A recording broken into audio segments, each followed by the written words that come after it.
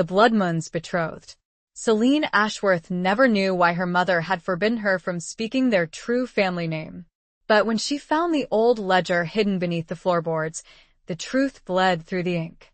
A contract. A promise. A debt. The moment she read it, the air in the room grew heavy, thick with something unseen. And then the knock came slow, deliberate. She opened the door to find a man standing in the storm, his silver eyes burning through the darkness. "You should not have read that," he murmured. "Now you belong to me." Chapter 1. The Ledger's Whisper. The attic air hung thick and still, heavy with the scent of dust and forgotten things. Celine Ashworth, 62 years of age, her silver hair braided loosely down her back, knelt before a loose floorboard, a sliver of afternoon sunlight illuminating the space. Her fingers, gnarled with age and etched with the lines of a life well lived, yet not unkindly, traced the outline of the wood. She'd found it by accident, a subtle unevenness beneath her worn Persian rug, a whisper of something hidden. It was a compulsion, really, this need to unearth the secrets her childhood home held.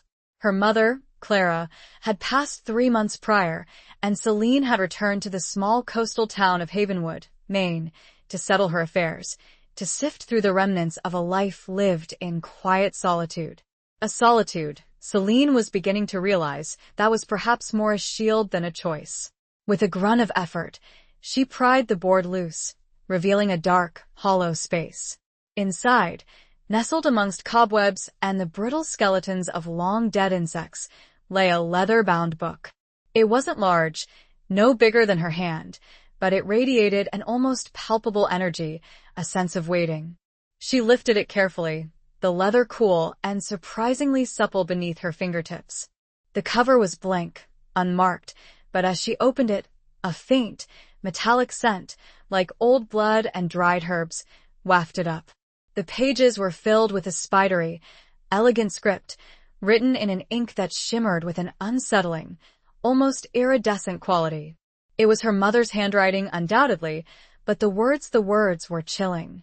They spoke of a family name Celine had never known, a name her mother had fiercely guarded, forbidding even the slightest mention of it.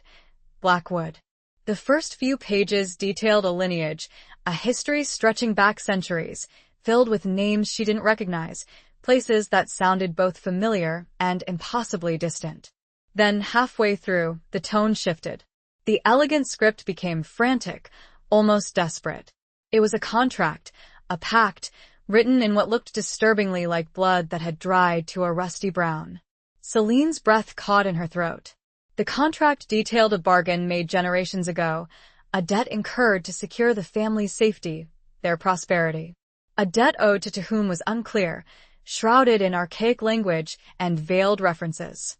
But the terms were terrifyingly clear. Every generation, on the night of the blood moon, a daughter of the Blackwood line was to be offered. Offered to what? To who? The ledger didn't say. It simply ended, abruptly, with a single, chilling sentence scrawled across the bottom of the page. The debt must be paid. Celine's hands trembled. Her mother, Clara, had always been secretive, withdrawn, almost haunted. She had attributed it to grief, to the early loss of Celine's father, a fisherman lost at sea. But now, Celine saw a different kind of sorrow in her mother's eyes, a fear that ran deeper than the ocean's depths.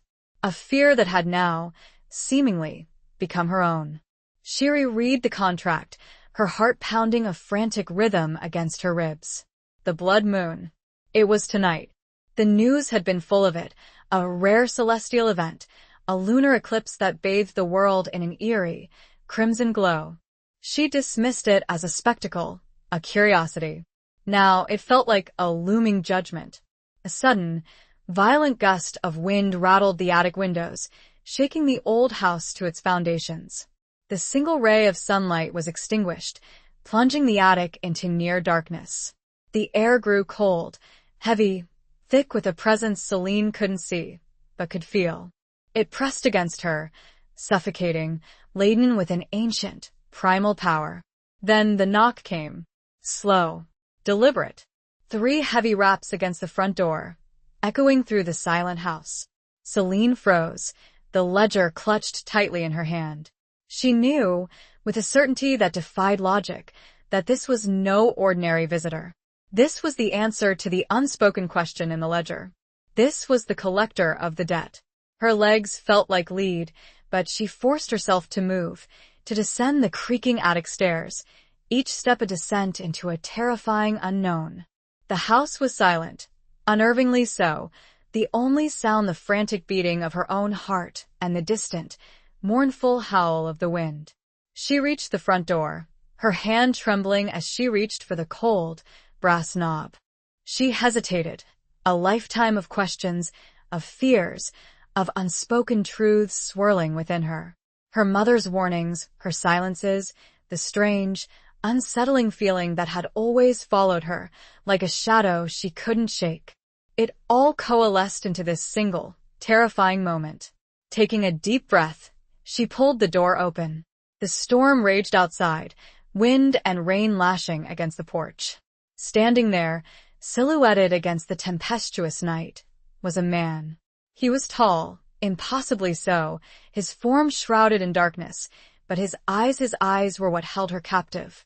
They were silver, luminous, burning with an intensity that seemed to pierce through the darkness, through her very soul. They were the eyes of a predator, ancient and knowing. He didn't speak at first, simply stared at her, his gaze unwavering, assessing. The rain plastered his dark hair to his forehead, and water streamed down the strong lines of his face, a face that was both strikingly handsome and deeply unsettling. He wore a long, dark coat that seemed to absorb the light, and beneath it, Celine could sense a power, a coiled energy, that radiated from him like heat from a furnace.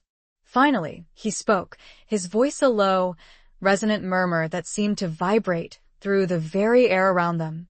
"You should not have read that," he said, his gaze flicking to the ledger, still clutched in her hand. "Now you belong to me." His words weren't a threat, not exactly. They were a statement of fact, a declaration of ownership. And in that moment, staring into those silver eyes, Celine knew, with a chilling certainty, that her life, the life she had known, was over. The bargain had been struck centuries ago, and she, the last of the Blackwood line, was the price. She felt a pull, not physically, but something deeper, drawing to the man. She was staring at the face of what could only be described as destiny. The air crackled. She shivered. Chapter 2. A Storm's Embrace. The wind howled like a banshee, tearing at Celine's clothes and whipping her silver braid across her face. Rain lashed down, blurring the world into a swirling vortex of gray and black. But none of it mattered.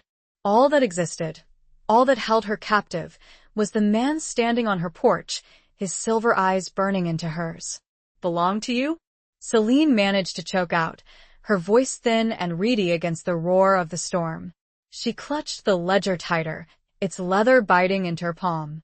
"I don't understand." A flicker of something amusement? Pity? Crossed his face, quickly masked by an impassive expression. He stepped closer, his presence filling the doorway, blocking out the storm, yet somehow amplifying its intensity. The scent of rain and something else, something wild and untamed, filled her nostrils. It was a scent that both terrified and intrigued her. "The ledger," he said, his voice cutting through the wind, "explains it all. A debt. A promise made. A life for a life." But that was generations ago, Celine protested, her mind reeling. It can't possibly be binding now." He tilted his head slightly, a gesture that was both elegant and predatory. "Time," he said, his voice a low rumble, "means little to those who live beyond it. The bargain stands. And you, Celine Ashworth, or should I say, Celine Blackwood, are the last to fulfill it." The name, Blackwood, spoken aloud by him, sent a shiver down her spine. It felt both foreign and strangely familiar, a key unlocking a hidden door within her soul. A door she hadn't known existed. Who are you?" she asked, her voice barely a whisper. He smiled then, a slow, chilling curve of his lips that revealed a hint of teeth that seemed just a little too sharp, a little too canine. You may call me Reese, he said. And as for who I am, let's just say I am the one to whom your family owes a considerable debt. Reese. The name resonated with power, with an ancient, untamed energy. It was a name that whispered of shadows and secrets, of moonlit forests and howling wolves. He extended a hand towards her, his long, elegant fingers stark against the darkness of his coat. Come, Selene. It is time. Time for what? Today? To be sacrificed to some ancient, forgotten god? Her mind conjured up horrific images, fueled by the cryptic words in the ledger and the unsettling presence of this man, this Reese. But there was something else, too. Beneath the terror, a flicker of something else stirred within her. Curiosity. Defiance. A strange, inexplicable pull towards this man, this creature, who claimed her as his own. It was as if a part of her, a long-dormant, primal part, recognized him, acknowledged him. She hesitated, her hand hovering in the air, caught between fear and a strange, compelling force. The storm raged around them, mirroring the turmoil within her. The ledger, heavy in her hand, felt like a physical manifestation of her destiny, a destiny she was now forced to confront. I have nowhere to go, she said, the words a confession, a surrender. Her life in Havenwood, the life she had built after her husband's death, felt distant, irrelevant. It was as if this storm, this man, had swept it all away, leaving her standing on the precipice of something new, something terrifying, but also strangely exhilarating. Reese's silver eyes softened slightly, a hint of understanding in their depths. You have me, he said, his voice surprisingly gentle. And you have a place in this world, a place you have yet to discover. His words were cryptic, but they resonated with a strange truth. She had always felt like an outsider, like she didn't quite belong. Perhaps this was where she was meant to be. With a trembling hand, she reached out and placed her fingers in his. His touch was electric.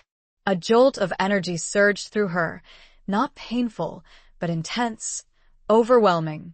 It was like touching a live wire, a conduit to a power she couldn't comprehend. His skin was surprisingly warm, almost feverish, despite the cold rain. He closed his hand around hers, his grip firm but not crushing. And in that moment, as their hands met, as the storm raged around them, Selene felt a shift, a deep, fundamental change within her.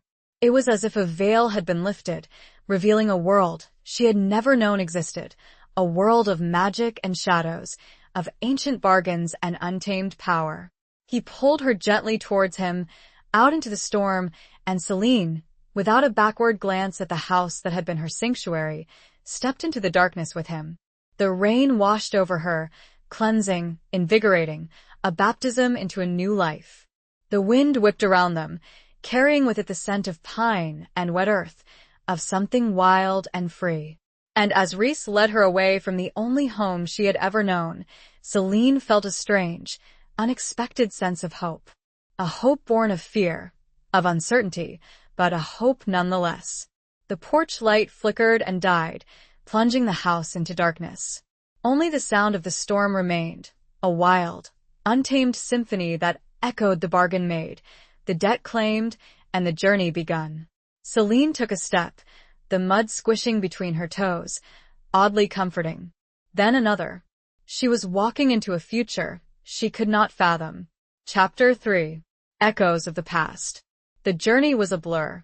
Reese moved with a speed that defied his human appearance, pulling Selene along behind him, his grip on her hand never faltering.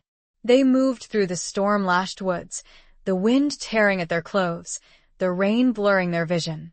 Selene stumbled, her older body struggling to keep pace with Reese's supernatural agility, but he always steadied her, his touch surprisingly gentle, his strength unwavering. She had no idea where they were going, only that they were moving away from Havenwood, away from everything she knew, deeper into the heart of the ancient, sprawling forest that bordered the town. The trees, their branches gnarled and twisted by the wind, seemed to reach out to them like skeletal arms, whispering secrets in a language she couldn't understand. As they walked, Or rather, as Reese practically dragged her along, Celine's mind raced. She tried to make sense of what was happening, to reconcile the mundane reality she had always known with the supernatural world that had suddenly been revealed to her. The ledger, the bargain, her mother's silences, Reese's silver eyes. It was all too much too fast. Where are we going? She gasped, her breath ragged, her legs burning with exertion. Reese didn't slow his pace, but he glanced back at her, his expression unreadable in the darkness. To Blackwood Manor, he said, his voice a low rumble above the storm. Your ancestral home. Blackwood Manor. The name sent another shiver down her spine. It was a place she had never heard of, yet it felt strangely familiar, like a forgotten memory surfacing from the depths of her subconscious. My ancestral home? She repeated, her voice incredulous. But I've lived in Havenwood my entire life. Your mother chose to hide you, Reese said, his voice tight. To protect you. But she could not outrun destiny. Protect her? From what? From him? Celine's mind reeled. Her mother, Clara, had always been so protective, so fiercely independent. The idea that she had been hiding something this significant, was almost unbearable. Why? She asked, her voice trembling. Why did she hide me? Reese hesitated, his grip on her hand tightening slightly. That, he said, is a story for another time. A story you will hear soon enough. His evasiveness only fueled her anxiety. She wanted answers, she needed answers. But she also knew, instinctively, that pushing him now, in the midst of this storm, in this strange, unsettling journey, would be futile. They continued to walk, the forest growing darker, the trees taller, their branches intertwining overhead, blocking out even the faint, eerie glow of the blood moon. Celine felt a sense of claustrophobia, of being swallowed by the wilderness, by the secrets it held. Then, through the trees, she saw it. A flicker of light, a faint, golden glow that pierced through the darkness. As they drew closer, the light grew stronger, revealing a massive structure looming before them, its silhouette stark against the storm-ravaged sky. Blackwood Manor. It was even more imposing than she had imagined. A Gothic monstrosity of stone and timber, its windows dark and empty, its towers reaching towards the heavens like grasping claws. It was a place of shadows and secrets, of ancient power and forgotten tragedies. It was a place that both terrified and called to her. As they approached the manor, the storm began to subside, the wind dying down, the rain softening to a drizzle. The blood moon, partially obscured by clouds, cast an eerie, crimson glow over the scene, illuminating the manor's crumbling facade, its overgrown gardens, its air of decay and desolation. Reese stopped at the foot of a massive, stone staircase that led to the manor's imposing front doors. He released her hand, and Celine felt a sudden, unexpected pang of loss, a strange yearning for the connection, the warmth that his touch had provided. He turned to face her, his silver eyes gleaming in the moonlight. Welcome home, Celine Blackwood, he said, his voice soft, yet resonant. Home. The word felt strange, foreign, on her tongue. This place, this imposing, decaying manor, was nothing like the cozy cottage she had shared with her husband, nothing like the familiar streets of Havenwood. Yet, there was something about it, something that resonated deep within her soul, a sense of recognition, of belonging. He gestured towards the manor. Go on, he said. It awaits you. Celine hesitated, her gaze sweeping over the manor's imposing facade. She felt a mixture of fear and fascination, of dread and anticipation. She was stepping into a new world, a world she didn't understand, a world that held both danger and the promise of answers. Taking a deep breath, she started up the stairs, her legs heavy, her heart pounding. Each step echoed in the silence, the sound amplified by the vast emptiness of the manor. As she reached the top, she turned back to look at Reese. He was watching her, his expression unreadable, his silver eyes gleaming in the moonlight. He gave her a slight nod, a silent encouragement, and Celine, drawing strength from some unknown source within her, turned and faced the massive, oak doors that stood between her and her destiny. She reached out, her hand trembling, and pushed them open. They creaked inwards, revealing a vast, dark hallway filled with shadows and the faint scent of dust and decay. And beyond that she heard a soft whimper. Chapter 4. The Wolf's Claim. The hallway stretched before Celine, an echoing cavern of shadows and dust. The air was cold, heavy with the scent of mildew, and something else, something faintly metallic, like the lingering ghost of blood. Moonlight filtered through the tall, arched windows, cast long, distorted shadows on the floor, making the already unsettling space feel even more ominous. The whimper came again, louder this time, drawing Celine's attention to a darkened alcove at the far end of the hall. It was a sound of distress, of fear, and it tugged at something deep within her, a maternal instinct that had never truly faded, even though her own children were grown and gone. Hesitantly, she moved towards the alcove, her footsteps echoing in the silence. The shadows seemed to shift and swirl around her, as if alive, as if watching her every move. She could feel the weight of the manor's history pressing down on her, the weight of generations of Blackwoods, of secrets and sorrows. As she neared the alcove, the whimper turned into a low growl, a sound that sent a shiver down her spine. It was a sound she recognized, a sound that spoke of wildness, of danger, of a wolf. She stopped just outside the alcove, her heart pounding. She peered into the darkness, her eyes slowly adjusting to the gloom. And then she saw it. A wolf. A large, silver-gray wolf, its fur matted with mud and rain, its eyes gleaming with a mixture of fear and defiance.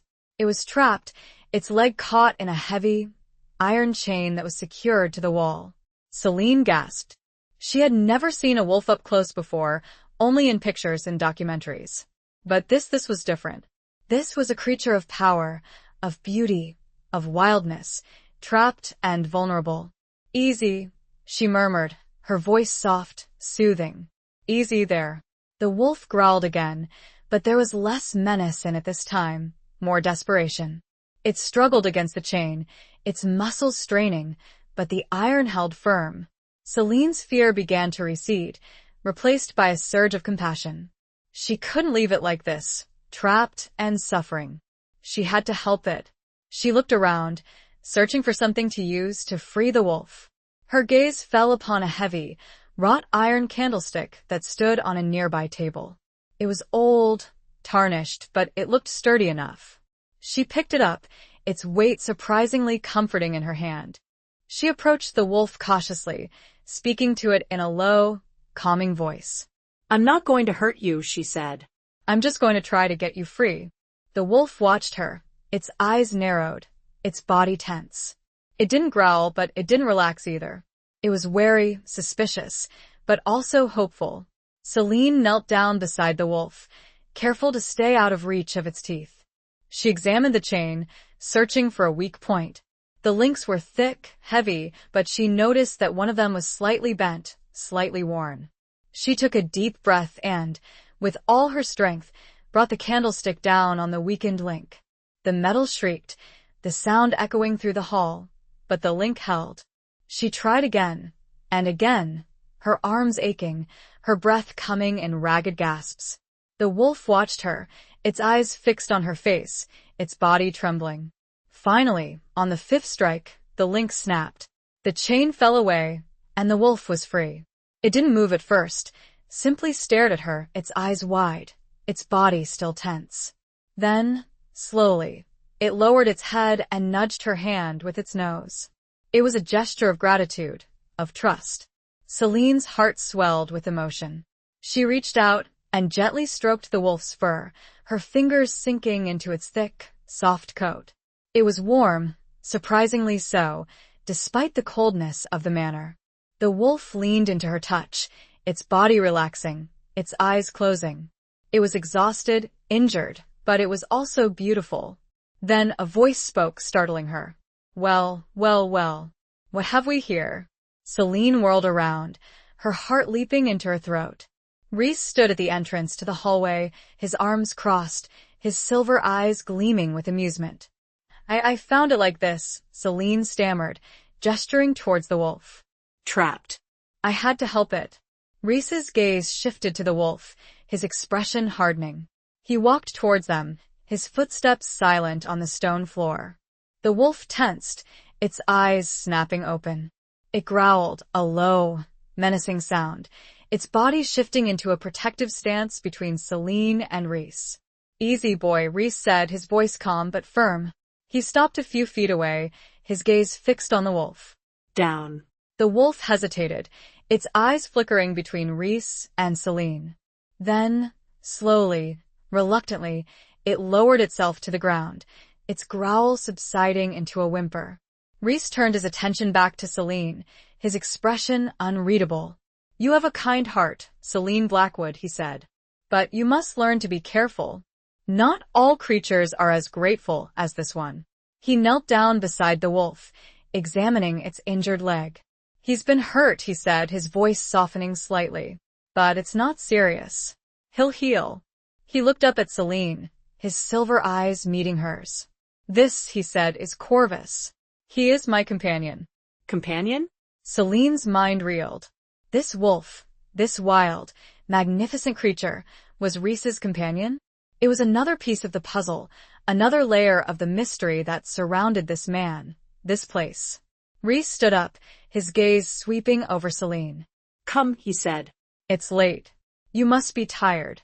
He started to walk away, Corvus following close at his heels, limping slightly. Celine hesitated, her gaze lingering on the wolf, on Reese.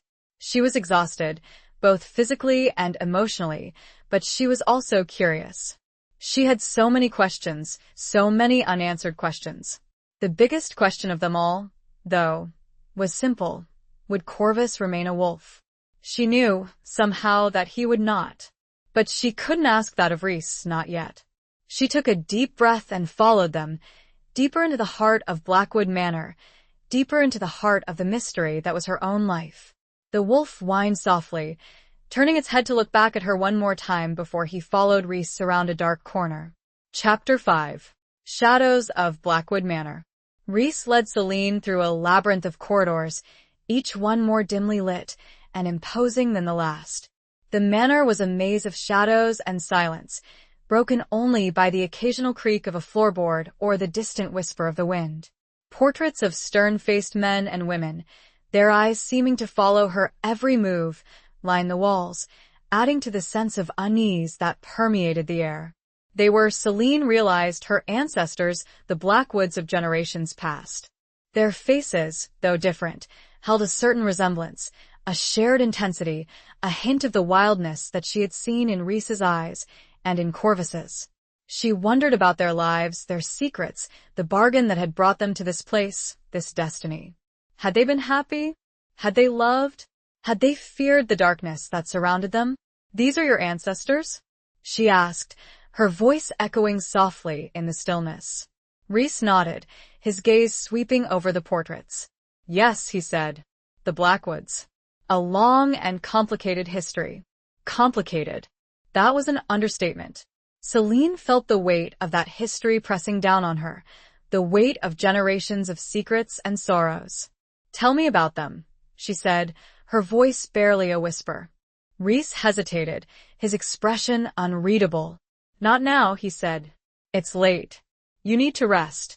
He stopped before a large oak door, its surface intricately carved with scenes of wolves and forests, of moons and stars.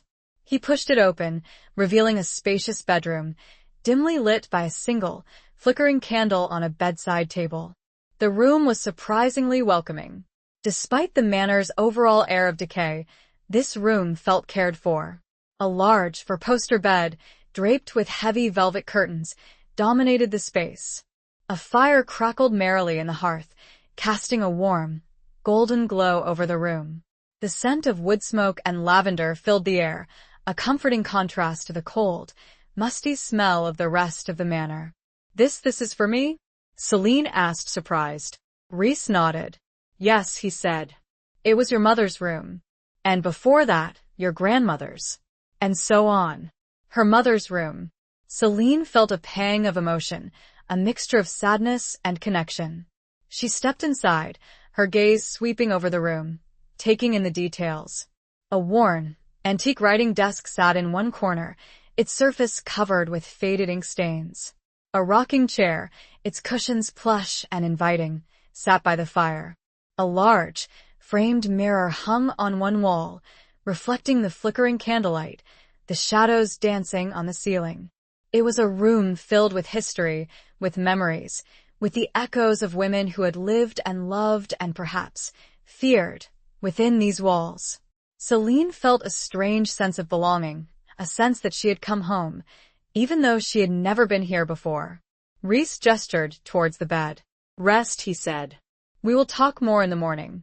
He started to leave, but Celine stopped him. Rhys, she said, her voice trembling slightly. What would happen now?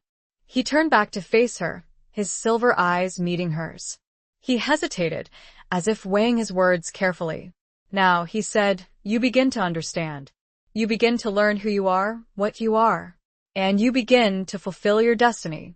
His words were cryptic, unsettling, but they also held a hint of promise. A promise of discovery, of transformation, of a life beyond anything she had ever imagined.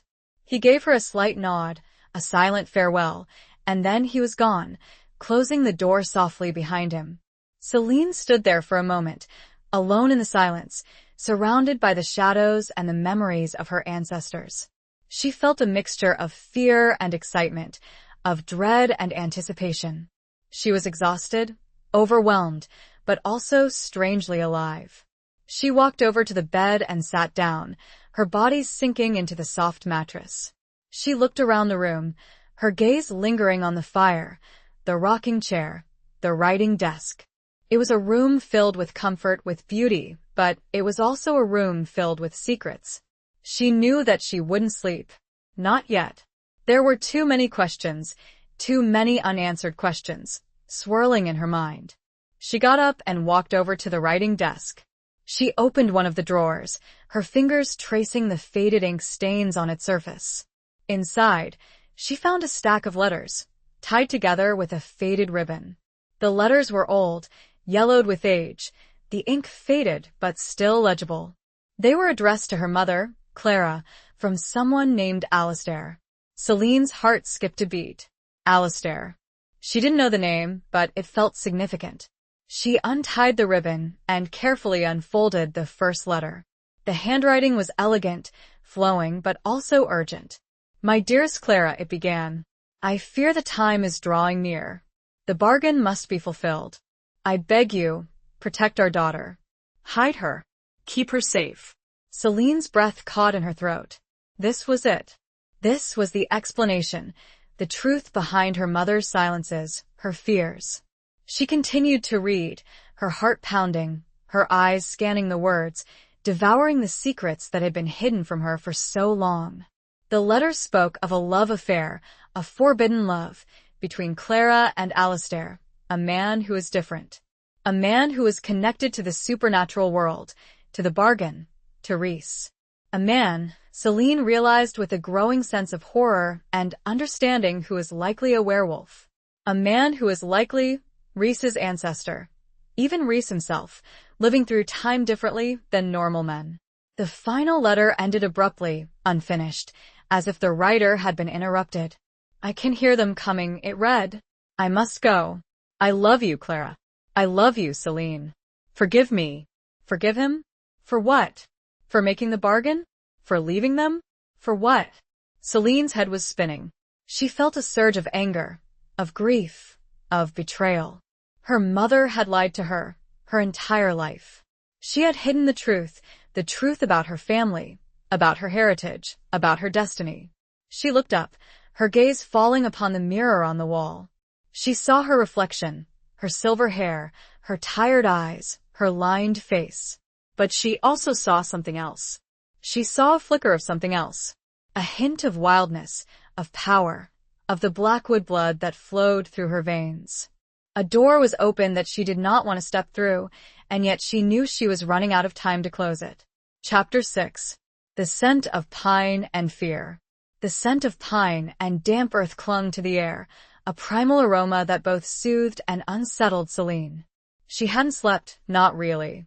The letters from Alistair had stirred up a maelstrom of emotions, a whirlwind of questions that left her mind racing, her body exhausted but unable to find rest.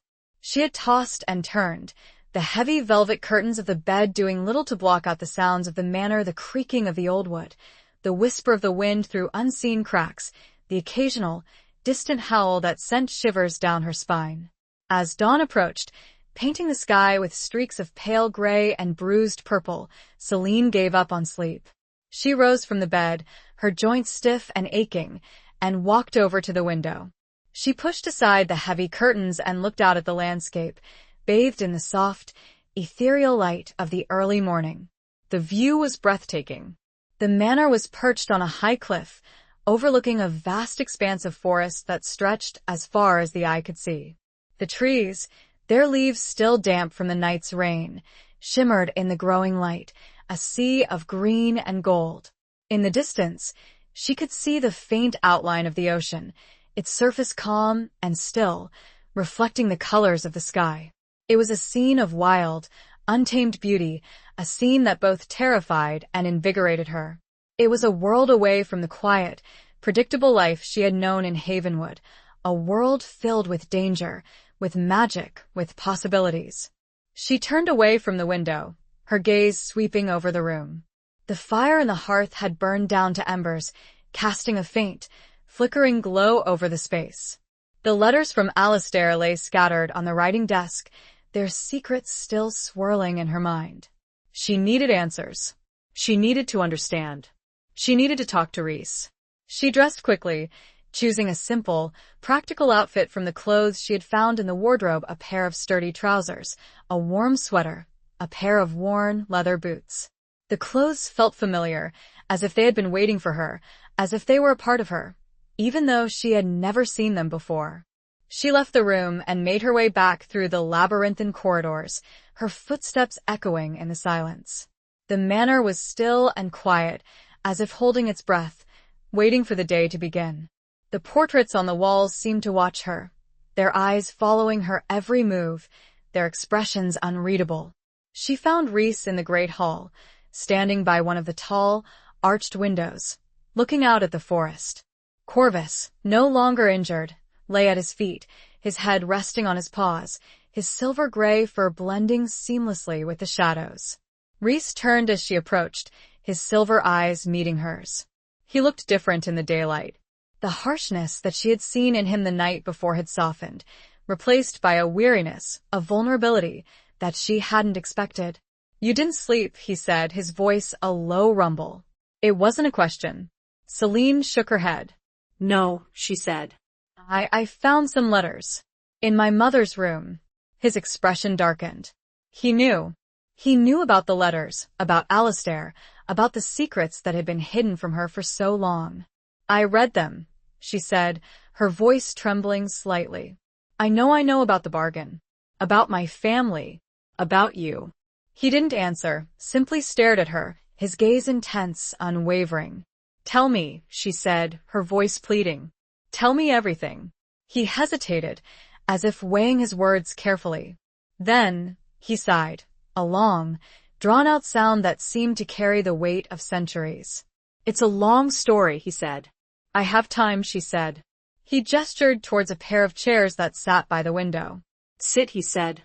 She sat down, her body tense, her hands clasped tightly in her lap. Corvus raised his head and looked at her, his eyes intelligent, knowing. Then, he rested his head back down on his paws, his gaze fixed on Rhys. Rhys sat down opposite her, his gaze sweeping over her face. "The bargain," he began, his voice low, resonant, "was made many generations ago. By my ancestor, Alistair Blackwood, and your ancestor, a woman named Seraphina." Seraphina.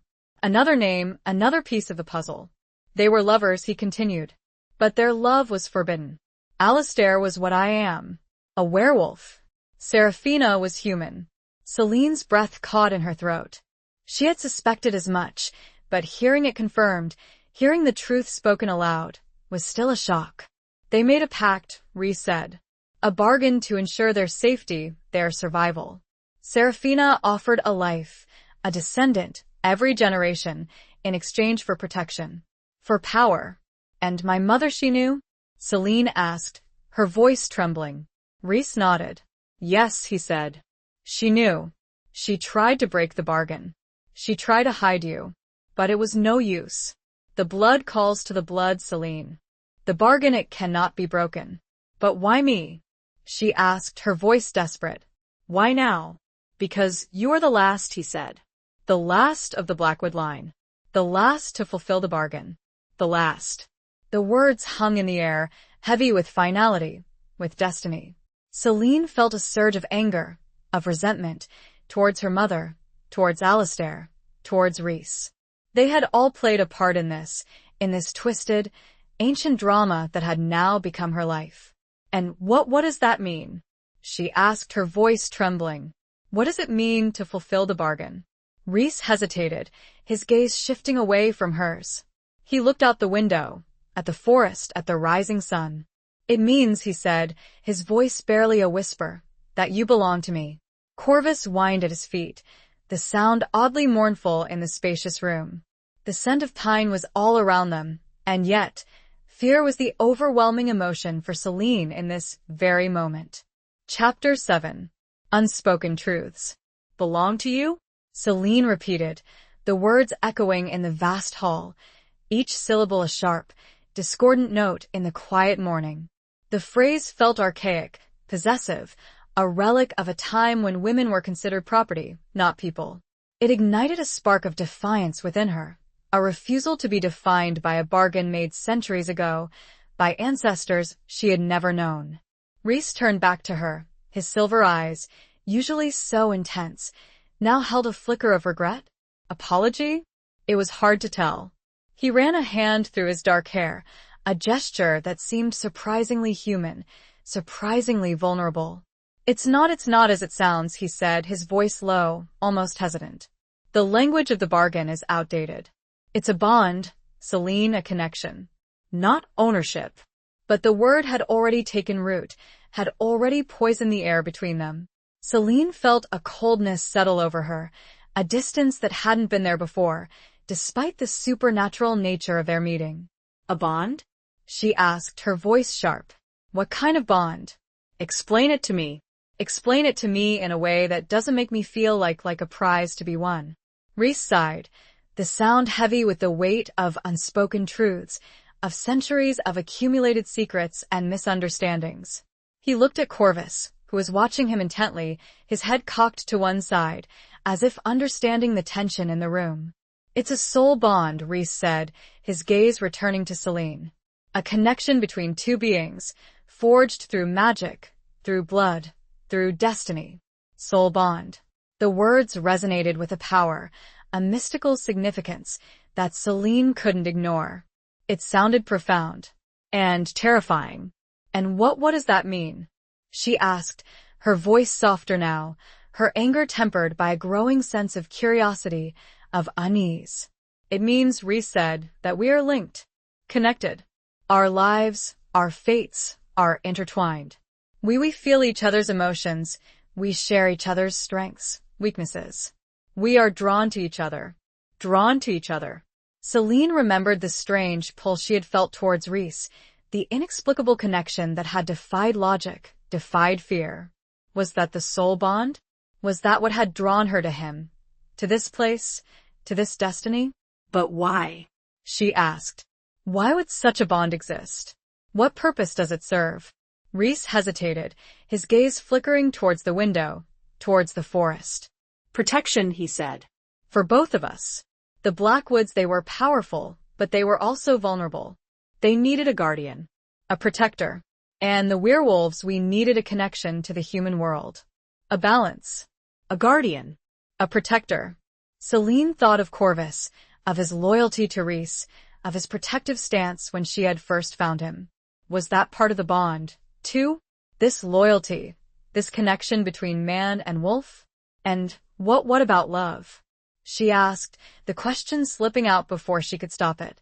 It was a question that had been lurking in the back of her mind, a question that both intrigued and terrified her. Rhys's expression softened. He looked at her, his silver eyes searching hers, as if trying to read her soul. "Love," he said, his voice a low murmur. "Love can be a part of it. It often is. But it's not required.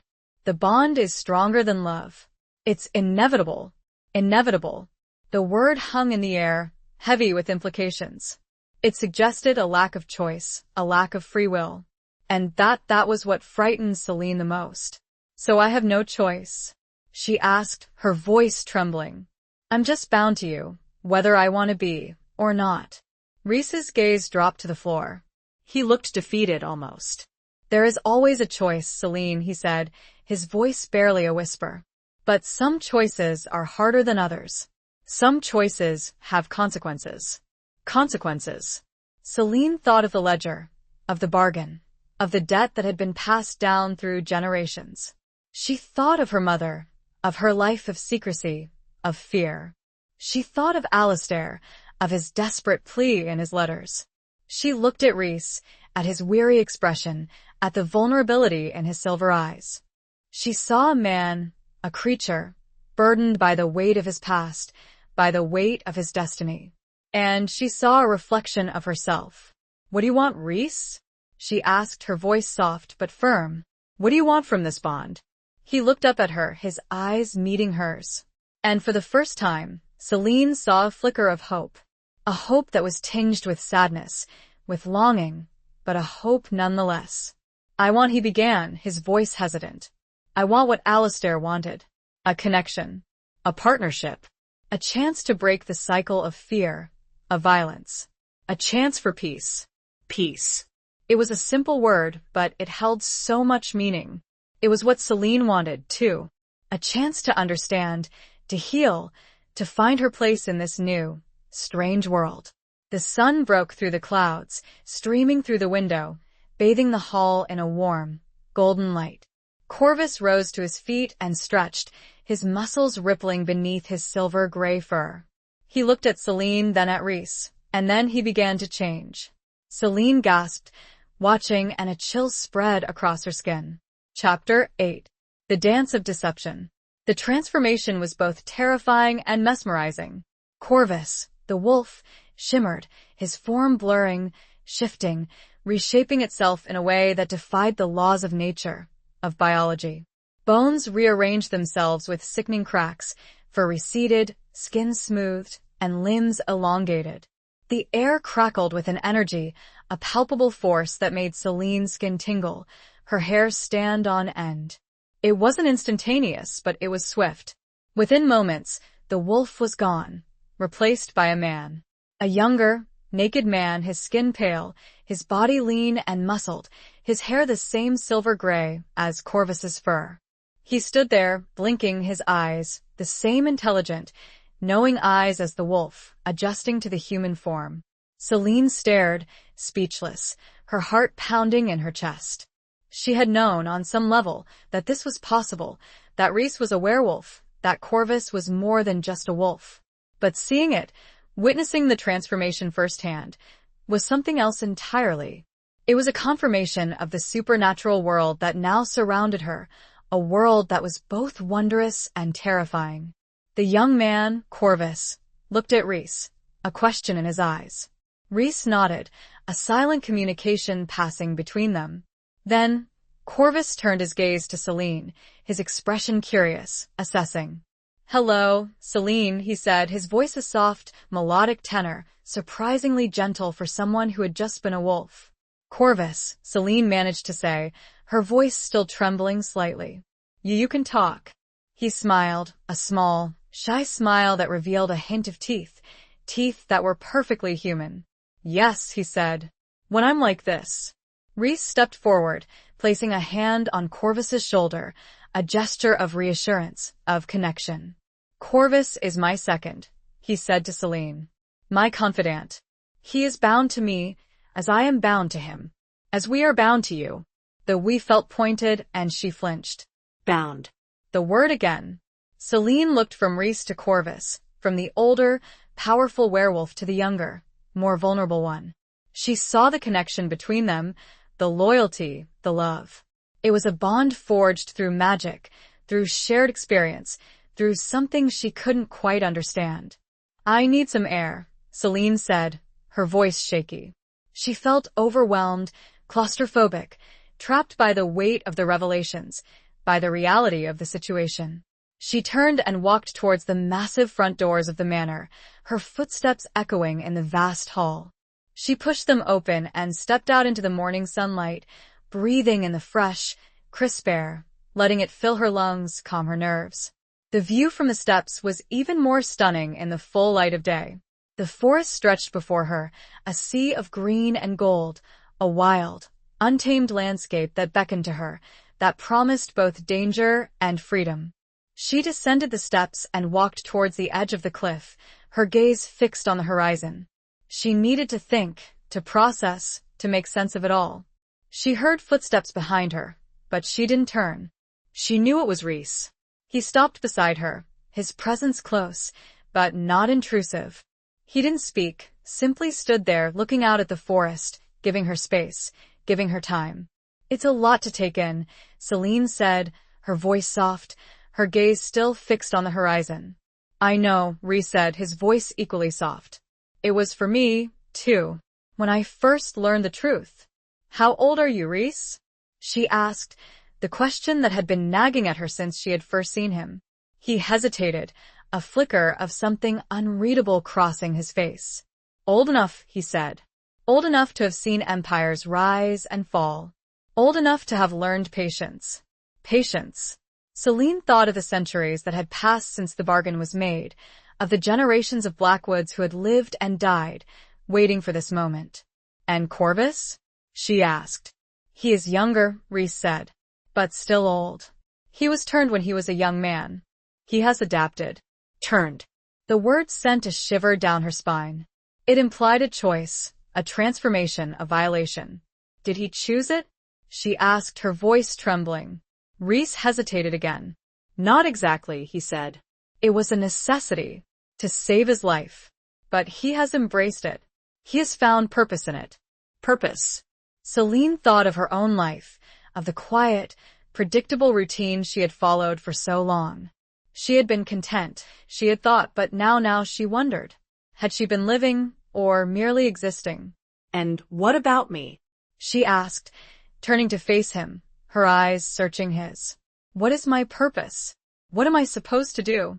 Rhys's silver eyes met hers, his gaze intense, unwavering. "That," he said, "is something you must discover for yourself. But I will help you. We will help you." He gestured towards the manor, towards Corvus, who was now sitting on the steps, watching them. "We are a pack," Celine, Rhys said. "A family. And we will face this together." Pack. Family. The words were comforting, but also daunting. Celine was an outsider, a newcomer to this world, to this bond. She didn't know the rules, the customs, the dangers. I don't know if I can do this," she said, her voice trembling. "I'm not strong. I'm not brave." Rhys reached with a lighting speed that frightened Celine and gently placed his hand on her back, in a warm, calming gesture. "You are stronger than you think," he said, "and you will find the strength to do what needs doing." His other hand found hers, and he brought it up to his lips for a gentle, soft kiss. It was like a jolt of lightning. She knew, in this moment, that her life would be entwined with this man. She wasn't sure if she was happy about it. Chapter 9. A glimmer of trust. The kiss, though brief and chaste, sent a jolt of unexpected warmth through Celine. It was a gesture of reassurance, of intimacy, that both startled and soothed her.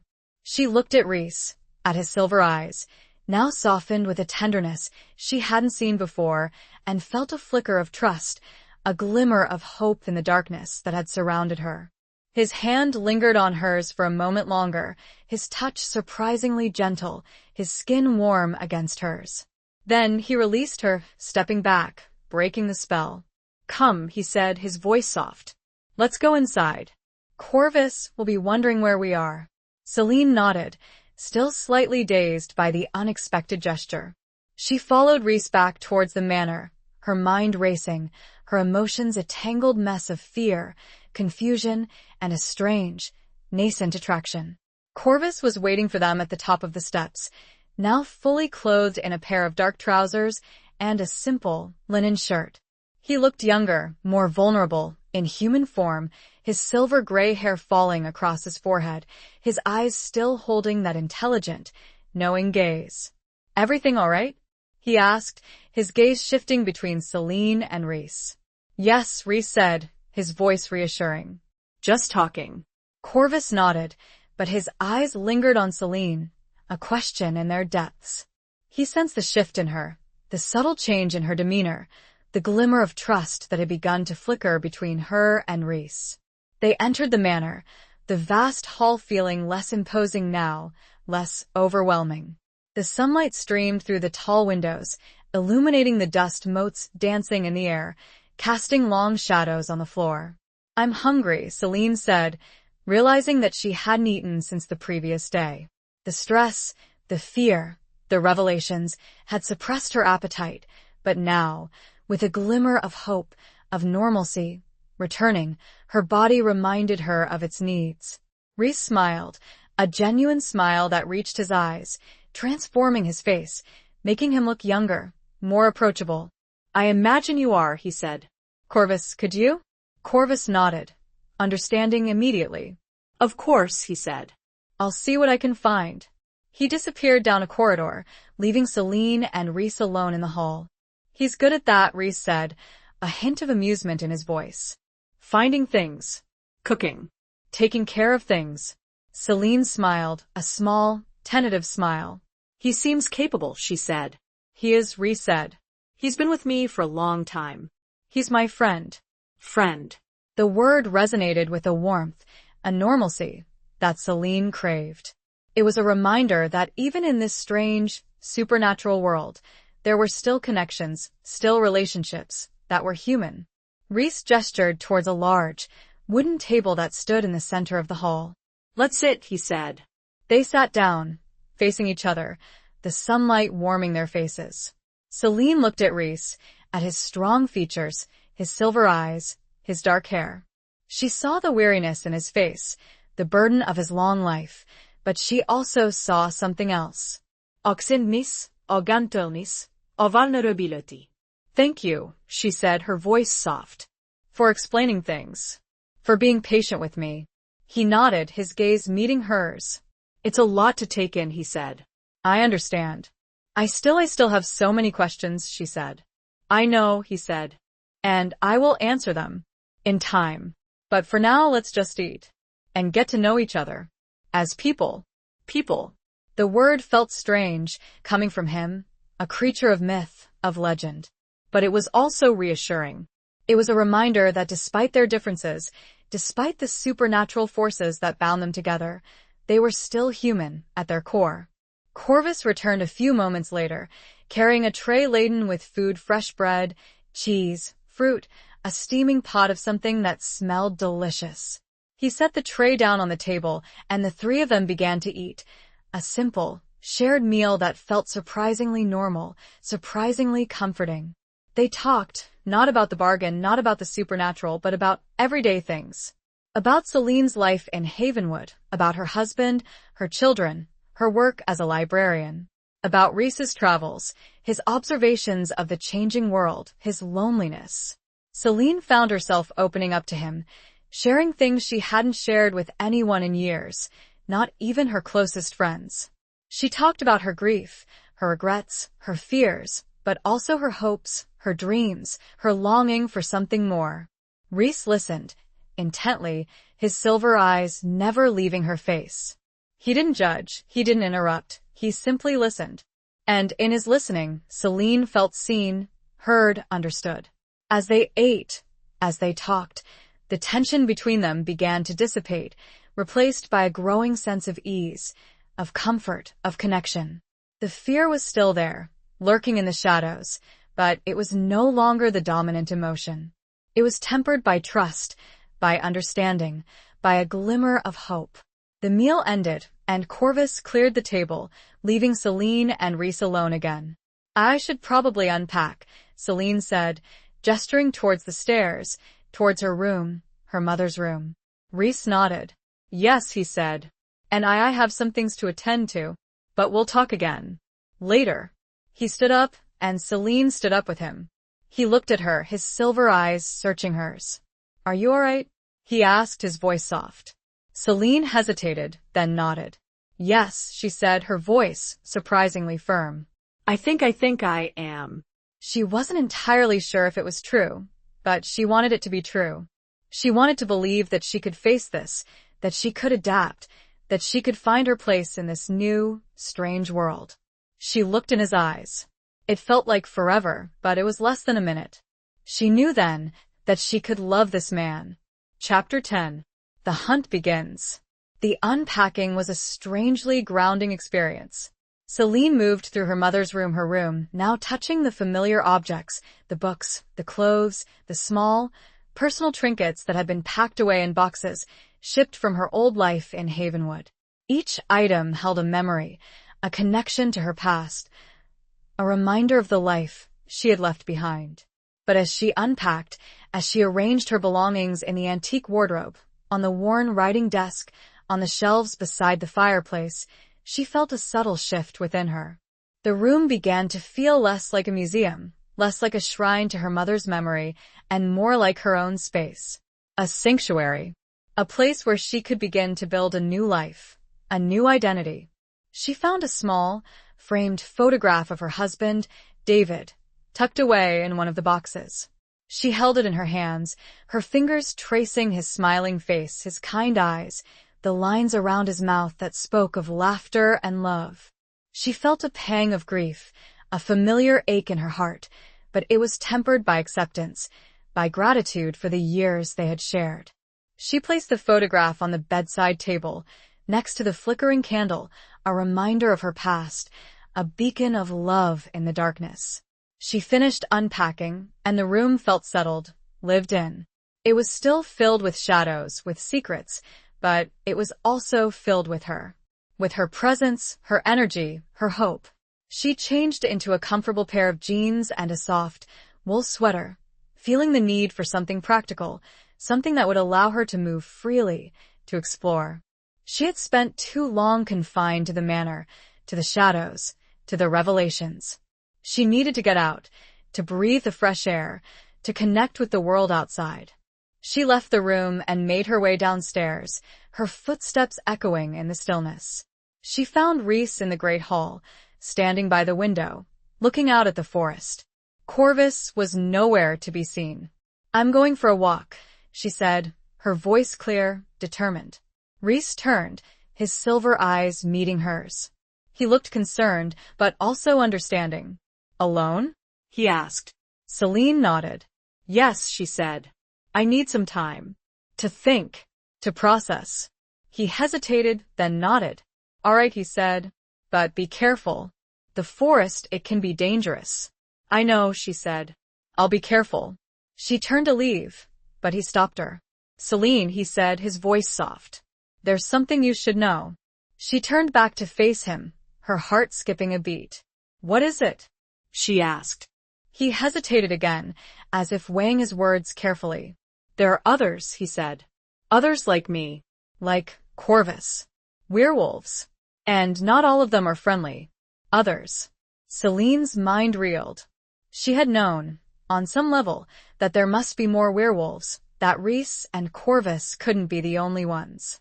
But hearing it confirmed, hearing the warning in his voice, sent a shiver down her spine. What do you mean? She asked, her voice trembling slightly. There are different packs, Rhys said. Different factions. Some embrace the old ways. The violence. The power. They hunt. Hunt. The word hung in the air, heavy with menace, with danger. Celine thought of the bargain, of the debt, of the offering. Hunt what? She asked, her voice barely a whisper. Rhys's gaze met hers, his silver eyes filled with a mixture of warning and sadness. Humans, he said. Sometimes. And sometimes other werewolves. Those who oppose them. Celine's breath caught in her throat. She felt a coldness settle over her, a fear that was different from the fear she had felt before.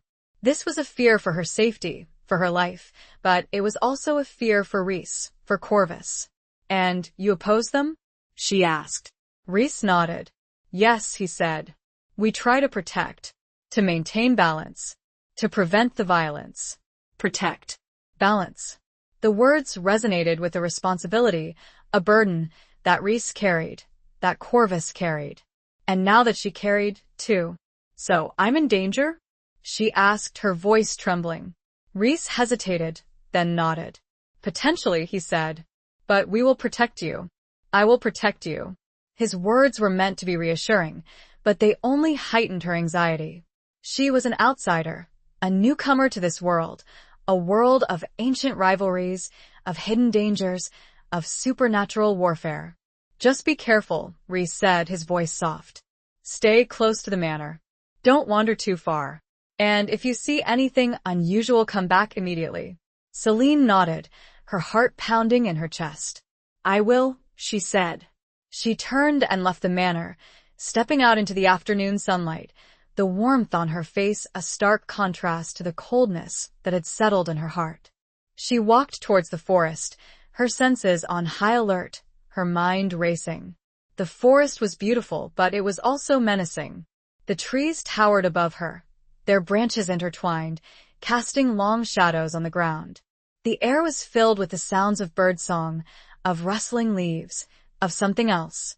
Something she couldn't quite identify, a faint, distant sound that made the hairs on the back of her neck stand on end. She walked slowly, cautiously, her eyes scanning the trees, the undergrowth, searching for any sign of danger. She felt watched, followed, as if something were lurking in the shadows, observing her every move. The wind carried a scent, like iron. She stopped. It was blood. Chapter 11. Broken Bonds. The scent of blood, sharp and metallic, hung heavy in the air, a stark contrast to the otherwise fresh, earthy aroma of the forest. Celine froze, her senses on high alert, her heart pounding in her chest. She scanned the surrounding trees, the dense undergrowth, her eyes searching for the source of the unsettling smell. It was coming from ahead, from deeper within the forest, from a direction she had been instinctively avoiding, a direction that felt wrong, dangerous. She hesitated, torn between her desire to flee, to return to the safety of the manor, and a strange, compelling curiosity, a need to investigate. Rhys's warning echoed in her mind: "Be careful, stay close, come back immediately if you see anything unusual." But the scent of blood, the sense of something amiss, drew her forward. She took a tentative step, then another, moving slowly, cautiously, her eyes darting from shadow to shadow, her ears straining for any sound that might betray the presence of something, someone. The forest grew darker, the trees thicker, their branches intertwined overhead, blocking out most of the sunlight. The air grew colder, heavier, laden with the scent of blood, of decay. Then she saw it. A clearing, bathed in a faint, eerie light that filtered through the gaps in the canopy. And in the center of the clearing, a scene of carnage. A deer, its body torn apart, its blood splattered across the ground, staining the leaves a crimson red. And surrounding the carcass, wolves. Not just wolves. Werewolves. 3 of them. Large, powerful creatures, their fur dark and matted, their eyes gleaming with a savage, predatory light. They were feeding on the deer, their teeth tearing at its flesh, their growls echoing through the clearing. Celine gasped, her hand flying to her mouth to stifle a scream. She had seen Corvus transform, had witnessed the magic, the beauty of it. But this was different. This was brutal, savage, a display of raw, untamed power that sent a wave of terror through her. She knew, instinctively, that these were the others, the werewolves Rhys had warned her about. The ones who embraced the old ways, the violence, the hunt. She started to back away, slowly, silently, her eyes fixed on the werewolves, her body trembling. She had to get out of there, to get back to the manor, to warn Rhys, but it was too late. One of the werewolves, the largest of the 3, lifted its head, its nostrils twitching, its eyes, a burning amber, fixing on her location. It growled a low, menacing sound that sent a shiver down Celine's spine. The other two werewolves followed suit, their heads snapping up, their eyes locking onto her. They had seen her. They had smelled her. They knew she was there. Celine froze, her heart pounding in her chest, her breath caught in her throat. She was trapped, exposed, vulnerable. The largest werewolf, the leader, took a step towards her, its muscles rippling beneath its dark fur, its teeth bared in a snarl. It spoke, its voice a guttural growl that was barely human.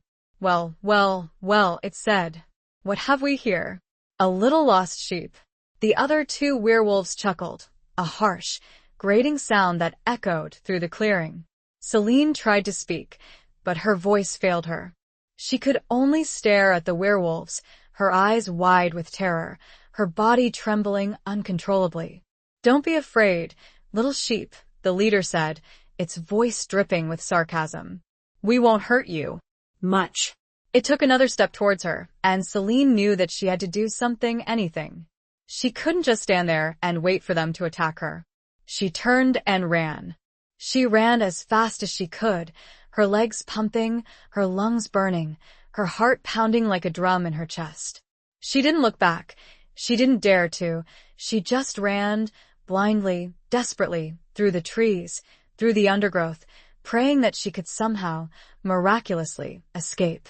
But the werewolves were faster. She could hear them behind her, their growls, their heavy footfalls, getting closer. Closer she stumbled, falling to her knees, her hands scraping against the rough ground. She tried to get up, but her legs felt like lead, her body exhausted, her spirit broken. She looked up and saw the leader standing over her, its shadow looming large, its amber eyes burning with a predatory hunger. Nowhere to run, little sheep, it said, its voice a low growl. Nowhere to hide. It lowered its head, its teeth bared, its breath hot on her face. Celine closed her eyes, bracing herself for the inevitable, for the pain, for the end. But the end didn't come. Instead, she heard a roar, a deafening roar that shook the very ground beneath her. She opened her eyes and saw Reese. He was in his wolf form, larger, more powerful than any of the other werewolves, his silver fur gleaming in the faint light, his silver eyes burning with a furious rage. He stood between Celine and the leader, his body tense, his muscles coiled, ready to attack. The leader snarled, backing away slightly, surprised by Reese's sudden appearance. The other two werewolves hesitated, their eyes flickering between Reese and their leader, unsure of what to do. Reese, Celine whispered, her voice trembling. Reese didn't look at her, his gaze fixed on the leader, his body radiating a power, a fury, that Celine had never seen before. Get out of here, Reese growled, his voice a deep, resonant rumble that echoed through the clearing. Now. The leader hesitated, then snarled again. This doesn't concern you, Blackwood, it said. This is pack business. She is under my protection, Reese growled. And I will not let you harm her. A tense standoff ensued, the air thick with animosity, with the threat of violence.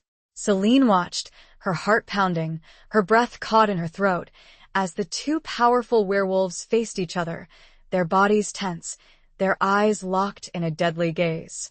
Then, with a sudden, explosive movement, Reese attacked. He lunged at the leader, his teeth bared, his claws extended, his body a blur of silver fur and raw power. The leader met his attack, and the two werewolves collided in a furious, brutal clash of teeth and claws, of growls and snarls, of raw, untamed power. The other two werewolves joined the fray, and the clearing erupted into a chaotic melee of fur and blood, of violence and death. The sound was so awful, so terrifying, that Celine couldn't bear to keep her eyes open. She covered her ears and waited for an end. Chapter 12. Whispers in the Dark.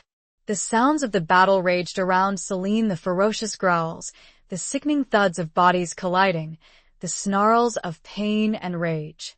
She huddled on the ground, her eyes squeezed shut, her hands clamped over her ears, trying to block out the horrifying sounds, the images of violence that flashed behind her eyelids. She didn't know how long it lasted, minutes, hours, an eternity. Time seemed to stretch and compress, losing all meaning in the midst of the chaos. She could only pray, silently, desperately, for Rhys to survive, for the nightmare to end. Then, as suddenly as it had begun, the fighting stopped. The silence that followed was deafening, broken only by the sound of Celine's own ragged breathing, the frantic beating of her heart. She slowly lowered her hands, her ears ringing, her body trembling.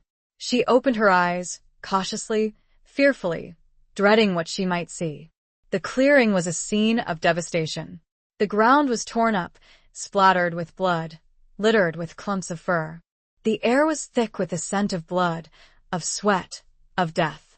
Of the 3 attacking werewolves, 2 lay dead, their bodies mangled, their eyes staring blankly at the sky. The leader, the largest of the 3, was still alive, but barely. He was lying on his side, his body covered in wounds, his breathing shallow and ragged, his amber eyes filled with a mixture of pain and defeat. Rhys stood over him, also in his wolf form, his silver fur matted with blood, his own body bearing the marks of the battle. But he was alive, he was standing, he had won. He looked at the defeated leader, his silver eyes cold, unforgiving. He growled a low, menacing sound that sent a shiver down Celine's spine. "Leave," Rhys said, his voice a guttural rumble. "And never come back. If I ever see you near her again, I will kill you." The leader, weakened and defeated, could only whimper in response. He struggled to his feet, his body trembling, his legs unsteady. He looked at Rhys, his eyes filled with hatred, with resentment, but also with fear. Then, he turned and fled, disappearing into the forest, his howls fading into the distance. Rhys watched him go, his body still tense, his eyes still burning with a residual rage. Then he turned his gaze to Celine. He approached her slowly, cautiously, his movements stiff and painful. He was injured. She could see that now, his fur matted with blood, his body bearing deep gashes and bite marks. He reached her and nudged her gently with his nose, his silver eyes filled with concern, with relief. Celine reached out and touched him, her fingers sinking into his thick, blood-soaked fur. She felt his warmth, his strength, his life. "Rhys," she whispered, her voice choked with emotion. "Are you all right?" He didn't answer. He couldn't answer, not in this form. But he lowered his head and rested it against her, a gesture of comfort, of reassurance, of connection. Celine wrapped her arms around him, holding him close, burying her face in his fur, her tears soaking into his coat. She felt his body tremble, his ragged breathing, his pain. "We need to get you back to the manor," she said, her voice muffled against his fur. "We need to tend to your wounds." He lifted his head and looked at her, his silver eyes meeting hers. He seemed to understand. He nudged her again, gently urging her to stand. Celine rose to her feet, her legs shaky, her body aching. She looked at the carnage around them, at the dead werewolves, at the blood-stained ground, and felt a wave of nausea wash over her. She turned away, unable to look at it any longer. She started to walk, slowly, painfully, towards the manor, Rhys following close behind her, his body leaning against hers for support. The journey back was slow and arduous. Rhys was weakening, his injuries taking their toll. Celine had to support him, to help him walk, to keep him from collapsing. They reached the manor, finally, exhausted, battered, and bloody. Corvus was waiting for them at the entrance, his eyes wide with shock and concern when he saw their condition. He rushed to help them, supporting Rhys on the other side, guiding them inside, towards the great hall. "What happened?" Corvus asked, his voice filled with alarm. "Who did this?" "Others," Celine said, her voice trembling. "They attacked me.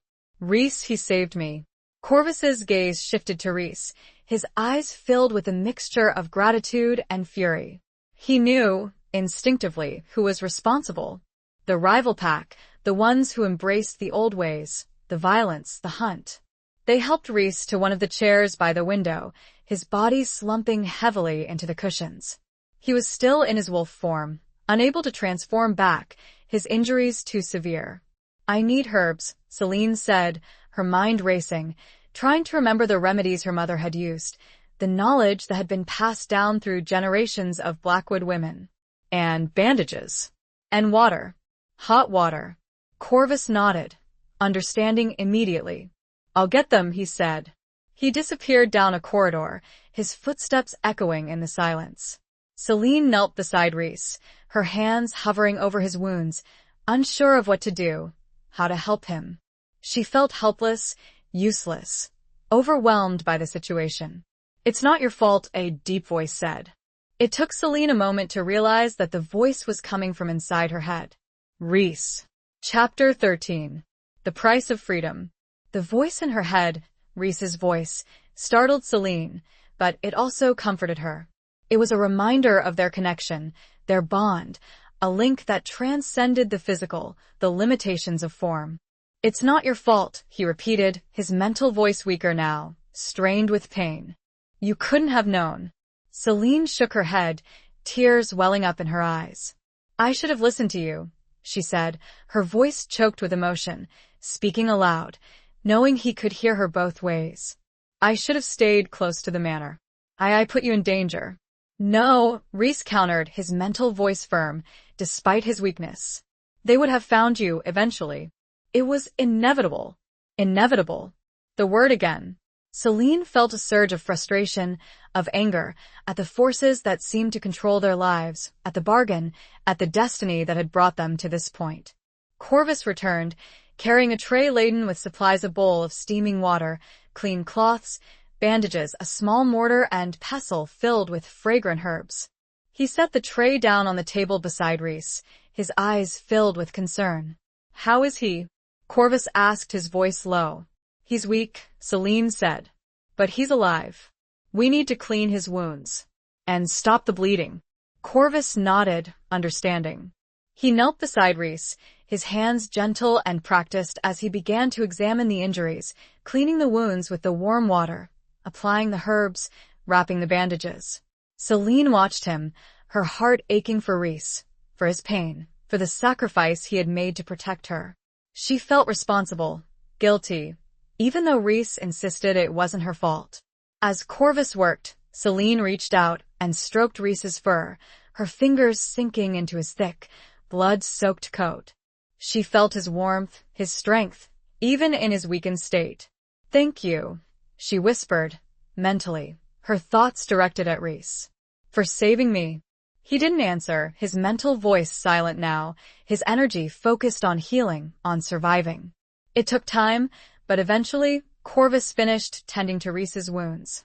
The bleeding had stopped, the injuries were cleaned and bandaged, the herbs were working their magic, their soothing aroma filling the air. Rhys was still in his wolf form, still weak, but he was stable.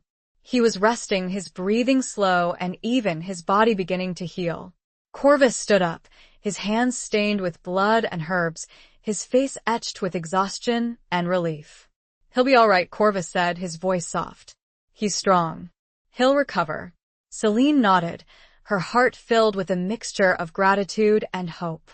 She looked at Rhys, at his still form, his silver fur gleaming in the faint light, and felt a surge of love. A love that was born of fear, of gratitude, of connection. "We need to be prepared," Celine said, her voice firm, her gaze meeting Corvus's. "They'll be back. They won't give up." Corvus nodded, his expression grim. "I know," he said. "We'll be ready." They spent the rest of the day preparing, fortifying the manor, gathering supplies, planning their defense. They knew that the attack was not an isolated incident, that it was a declaration of war, a challenge to Rhys's authority, a threat to Celine's life. As night fell, Celine sat beside Rhys, watching over him as he slept. He was still in his wolf form, his body slowly healing, his strength returning. She reached out and touched him, her fingers tracing the contours of his face, his strong jaw, his closed eyes. She felt his warmth, his presence, his love. She knew that their lives were forever changed, that they were caught in a conflict that was bigger than themselves, a battle between ancient forces, between good and evil. But she also knew that they were not alone. They had each other. They had their bond. They had their pack. And they would fight. They would survive. They would protect each other. As she sat there, in the darkness, listening to Rhys's slow, even breathing, Celine felt a sense of determination, of resolve. She was no longer the lost, frightened woman who had arrived at Blackwood Manor just a few days ago.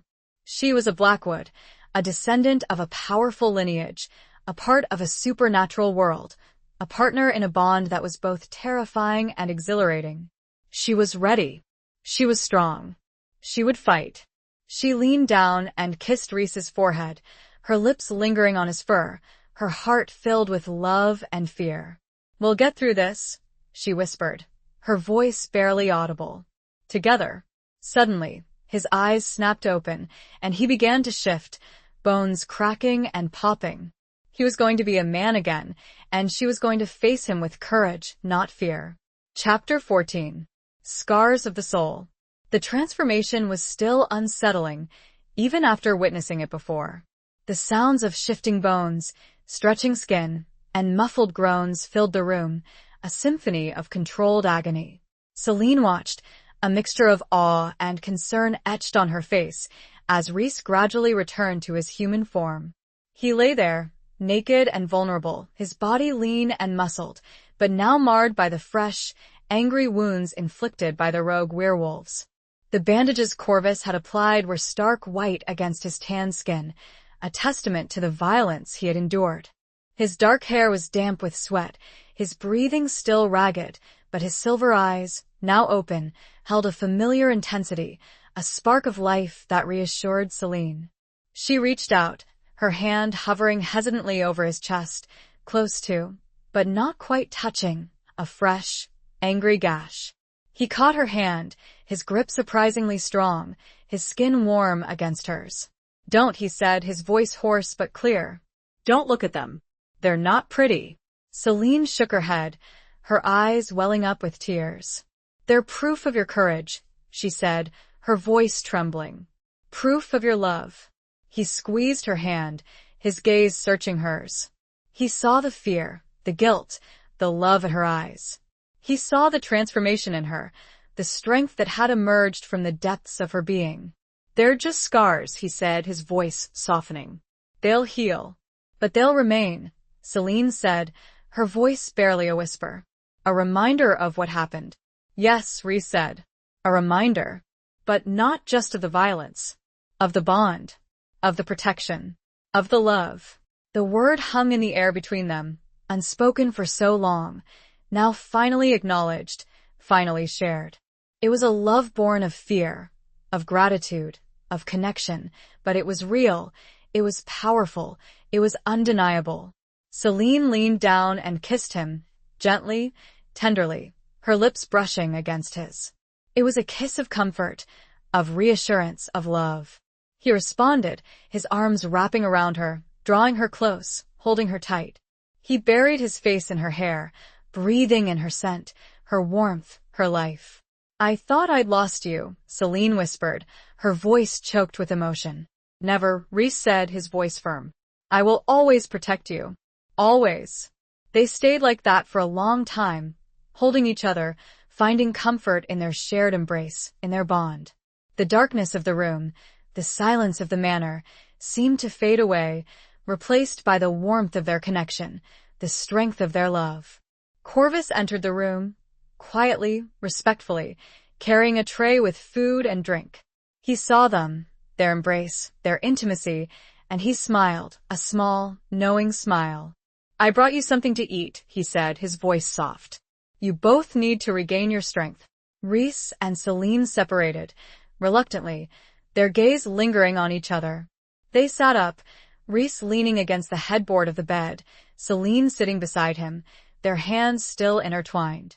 Corvus placed the tray on the bedside table, and they began to eat, slowly, silently, their bodies exhausted, their minds still reeling from the events of the day. As they ate, Reese began to talk, his voice low, his words carefully chosen. He told Celine more about the rival pack, about their leader, a ruthless werewolf named Kale, who had long sought to challenge Reese's authority, to claim the Blackwood power for himself. He's been planning this for a long time, Reese said. He wants what we have. The connection to the land. The power of the blood moon. The bond. But why? Celine asked. Why is it so important? It's complicated, Reese said. It's about control. About dominance. About the old ways. Kale, he believes in the superiority of werewolves. He believes that humans are weak, inferior. He wants to rule them. To enslave them. Celine shivered, her heart filled with dread. She thought of the savage werewolves she had seen in the forest, of their bloodlust, their cruelty. She thought of Kale, of his ambition, his hatred. We have to stop him, she said, her voice firm. We can't let him win. Reese nodded, his silver eyes gleaming with determination. We won't, he said. We'll fight. We'll protect what's ours. We'll protect each other. They finished eating, and Corvus cleared the tray, leaving them alone again.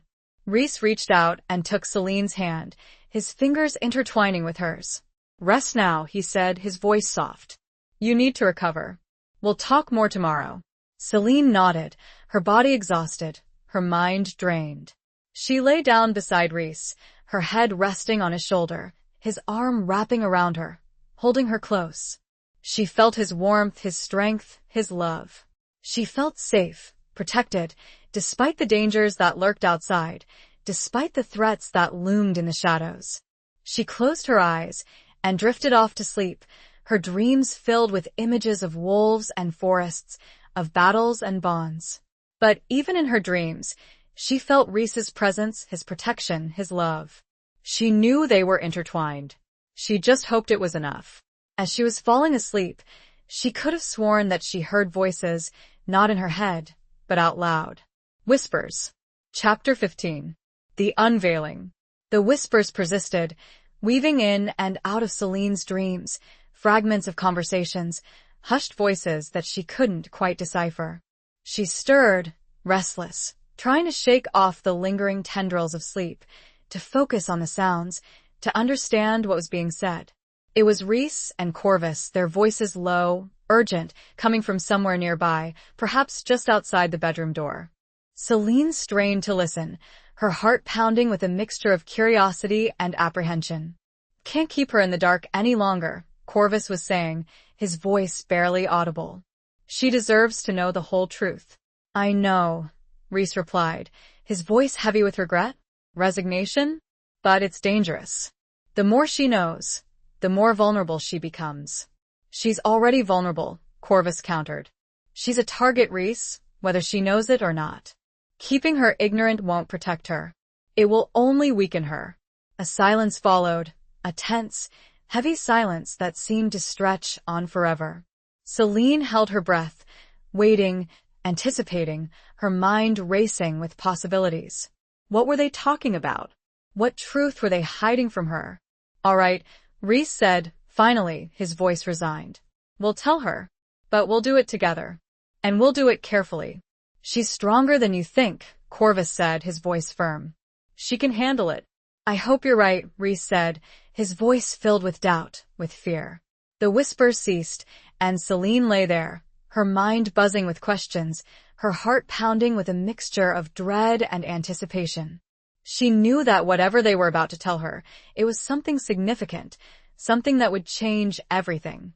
She waited, pretending to be asleep, her body tense, her senses on high alert. She heard the door creak open, and then the soft footsteps of Reese and Corvus approaching the bed.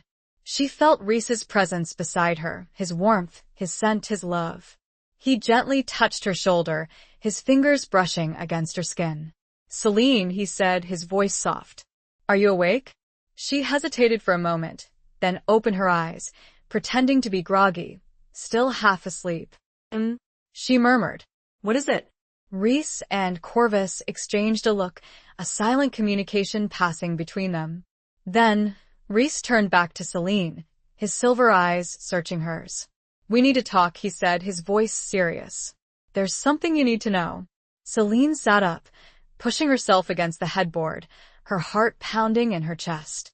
She looked at Rhys, at Corvus, their faces etched with concern, with apprehension. "What is it?" she asked, her voice trembling slightly. Rhys took a deep breath, then began to speak, his voice low, his words carefully chosen. He told her about the true nature of the bargain, about the sacrifice that was required, about the power that it granted. He explained that it wasn't just a life that was offered every generation. It was a soul that was bound to the werewolves, to their power, to their destiny. The blood moon, Rhys said, it's not just a celestial event. It's a gateway. A conduit. A source of immense power. And the bargain, it allows us to tap into that power, to enhance our abilities, to protect ourselves. But at what cost? Celine asked, her voice barely a whisper. The cost, Rhys said, is the soul of the chosen one, the one who is offered. Celine felt a coldness settle over her, a dread that was deeper, more profound than anything she had felt before. She was the chosen one. She was the offering. Her soul was the price. But you said it wasn't ownership, she said, her voice trembling. You said it was a bond, a connection. It is, Rhys said, his voice urgent. But it's also more. It's a merging, a blending of souls, a sharing of power, a sacrifice. Sacrifice.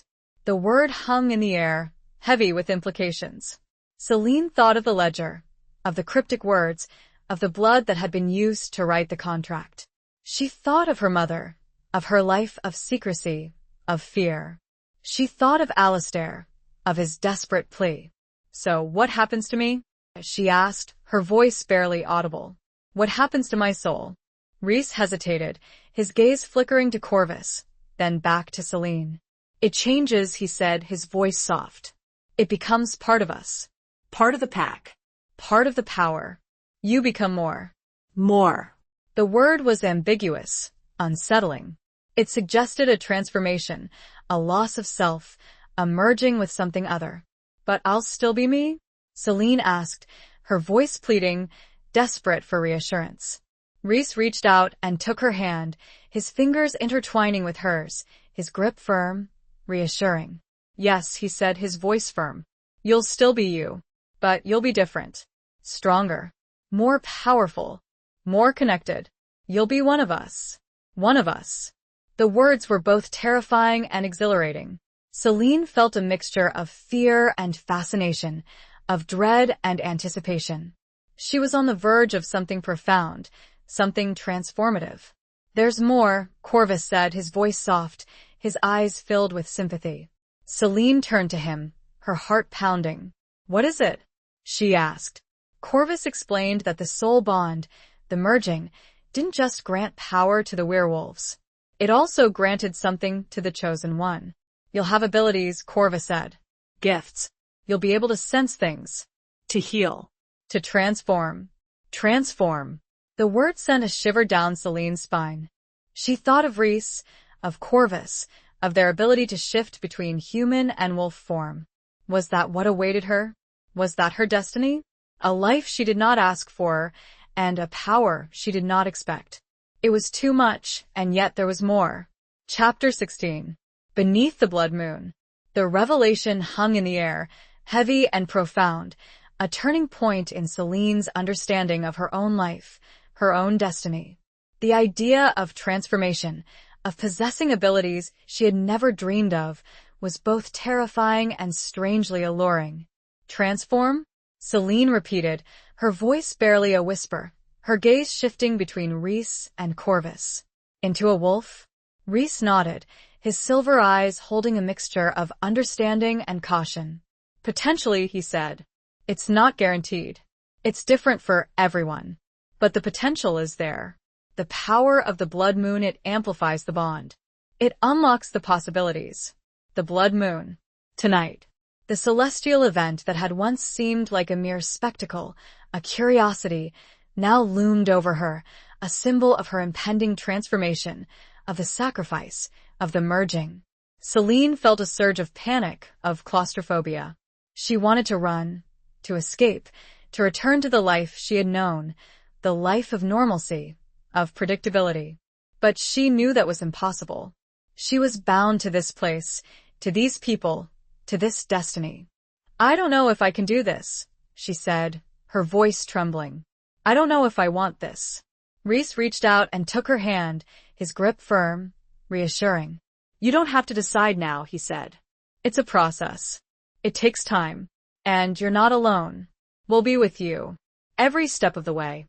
Corvus nodded in agreement, his eyes filled with support, with empathy. "We'll help you," he said. "We'll teach you. We'll guide you." Their words, their presence, offered a small measure of comfort, a glimmer of hope in the darkness that surrounded her. But the fear, the uncertainty, the dread remained. "Well, what happens tonight?"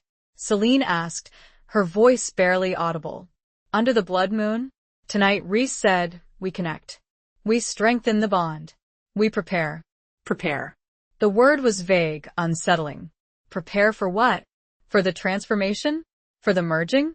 For the sacrifice? "We'll go to the sacred place," Corvus said. "A place of power. A place where the veil between worlds is thin. A place where the connection is strongest. Sacred place." Celine imagined a hidden grove, a moonlit clearing, a place of ancient magic, of primal energy. "And what will I have to do?" Celine asked, her voice trembling. "You just have to be there," Rhys said. "You have to open yourself. To the bond. To the power. To the change." "Open myself." The words were simple, but the implications were profound. It meant surrendering control, embracing the unknown, accepting the destiny that had been thrust upon her. The day passed slowly, agonizingly. Celine felt a constant sense of anticipation, of dread, as the hours ticked by, drawing her closer to the blood moon, to the transformation. She spent the time with Rhys and Corvus, talking, learning, trying to understand the world she had been thrust into, the powers she was about to inherit, the responsibilities she would have to bear. Rhys showed her the ancient texts, the Blackwood family lore, the writings that detailed the history of the bargain, the nature of the bond, the abilities of the werewolves and the chosen ones. Corvus taught her about the forest, about the creatures that inhabited it, about the dangers that lurked in the shadows, about the balance that had to be maintained. As night fell, Celine felt a growing sense of inevitability, of acceptance. She knew that she couldn't escape her destiny, that she had to face it, to embrace it, to become what she was meant to be. She dressed in simple, dark clothing, clothes that would allow her to move freely, to blend in with the shadows. She felt different already, stronger, more aware, more connected to the world around her. Rhys and Corvus, both in their human forms, waited for her at the entrance to the manor. They looked solemn, serious, their faces etched with a mixture of anticipation and concern. "Are you ready?" Rhys asked, his silver eyes searching hers. Celine hesitated, then nodded. "Yes," she said, her voice surprisingly firm. "I am." They left the manor and walked into the forest, the trees looming above them, their branches silhouetted against the night sky. The air was cold, crisp, filled with the scent of pine and damp earth, of magic. As they walked, the moon began to rise, a giant, crimson orb that bathed the world in an eerie, blood-red light. The blood moon. It was here. Celine felt a surge of power, of energy, coursing through her veins. It was both terrifying and exhilarating. She felt alive, awakened, transformed. They reached the sacred place, a clearing surrounded by ancient trees, a circle of stones marking the center. The blood moon shone directly overhead, its light casting long, distorted shadows on the ground. Rhys and Corvus stood on either side of Celine, their hands resting on her shoulders, their presence a source of comfort, of strength. "Just breathe," Rhys said, his voice soft. "Open yourself. Let it flow." Celine closed her eyes, took a deep breath, and surrendered. She felt the power of the blood moon, the energy of the bond, the connection to Rhys, to Corvus, to the pack. It flowed through her, filling her, changing her, transforming her. She felt pain, a searing, burning sensation that ripped through her body, but it was also pleasure, an intense, overwhelming feeling of ecstasy, of liberation. She felt herself, her identity, her soul, merging, blending, becoming something more. She opened her eyes and saw the world anew. The colors were brighter, the sounds were sharper, the scents were stronger. She felt powerful, awakened, transformed. She fell to her knees, and Reese followed suit to better support her. Chapter 17. A Heart's Reckoning. The transformation wasn't complete, not yet. Selene was still human, still herself, but altered. The power of the blood moon, the energy of the bond, had surged through her, awakening dormant abilities, forging a deeper connection with Reese, with Corvus, with the supernatural world. She knelt on the ground, her hands pressed against the earth, feeling the pulse of the forest, the heartbeat of the world, flowing through her. Her senses were heightened, her awareness expanded, her understanding deepened. Reese and Corvus knelt beside her, their hands still resting on her shoulders, their presence a grounding force, an anchor in the swirling vortex of energy that surrounded her. "How do you feel?" Reese asked, his voice soft, his silver eyes filled with concern, with hope. Selene looked at him, at his familiar face, now bathed in the eerie, crimson light of the blood moon. She saw the love in his eyes, the respect, the understanding. "Different," she said, her voice trembling slightly. "Stronger. More alive." A faint smile touched Reese's lips. "It's the beginning," he said. "The beginning of your awakening." Corvus nodded in agreement, his eyes reflecting the same sentiment. "You're one of us now," he said. "Truly. One of us." The words resonated with a profound truth, a sense of belonging that Selene had never felt before, not even in her previous life, in her marriage, in her human existence. She looked around the clearing, at the ancient trees, at the circle of stones, at the blood moon hanging heavy in the sky. She felt connected, rooted, a part of this place, a part of this power. But there was also fear. Fear of the unknown, fear of the changes, fear of the responsibilities that now rested upon her shoulders. "What happens now?" she asked, her voice barely a whisper. "Now," Reese said, "we learn. We grow. We adapt." He stood up, pulling Selene to her feet, his hand holding hers tightly. Corvus rose as well, standing beside them, their three figures silhouetted against the crimson glow of the blood moon. "We'll teach you," Reese said. "About your abilities. About the pack. About the world. And we'll protect you," Corvus added. "From those who would seek to harm you. From Kale." Kale. The name sent a shiver down Selene's spine.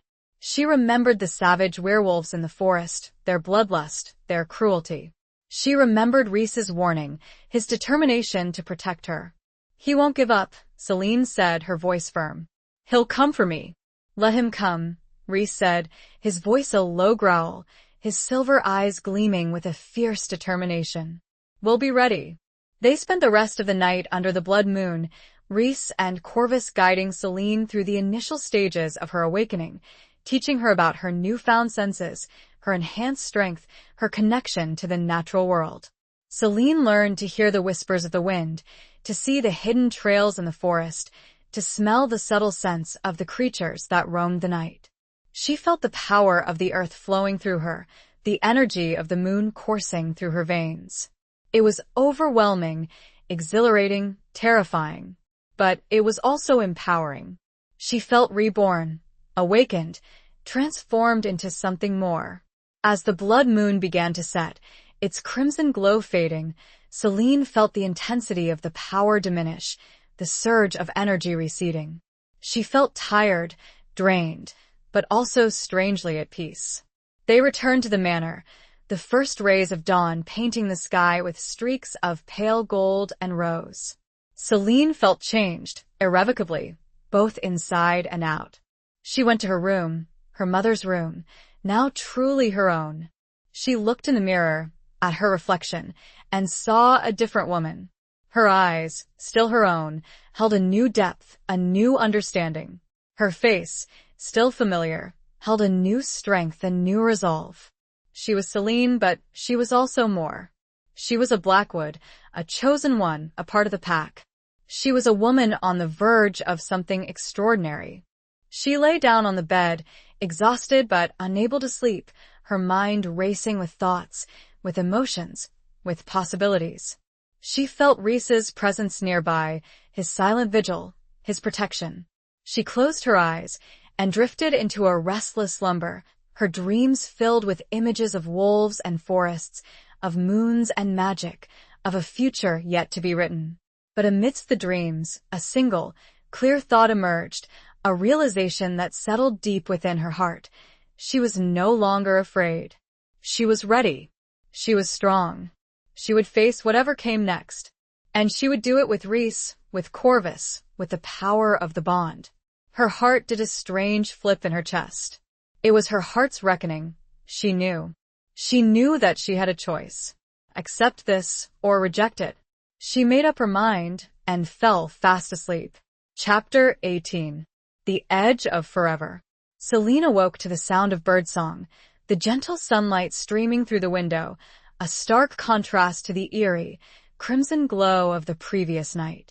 She felt refreshed, renewed, despite the lingering exhaustion from her blood moon experience.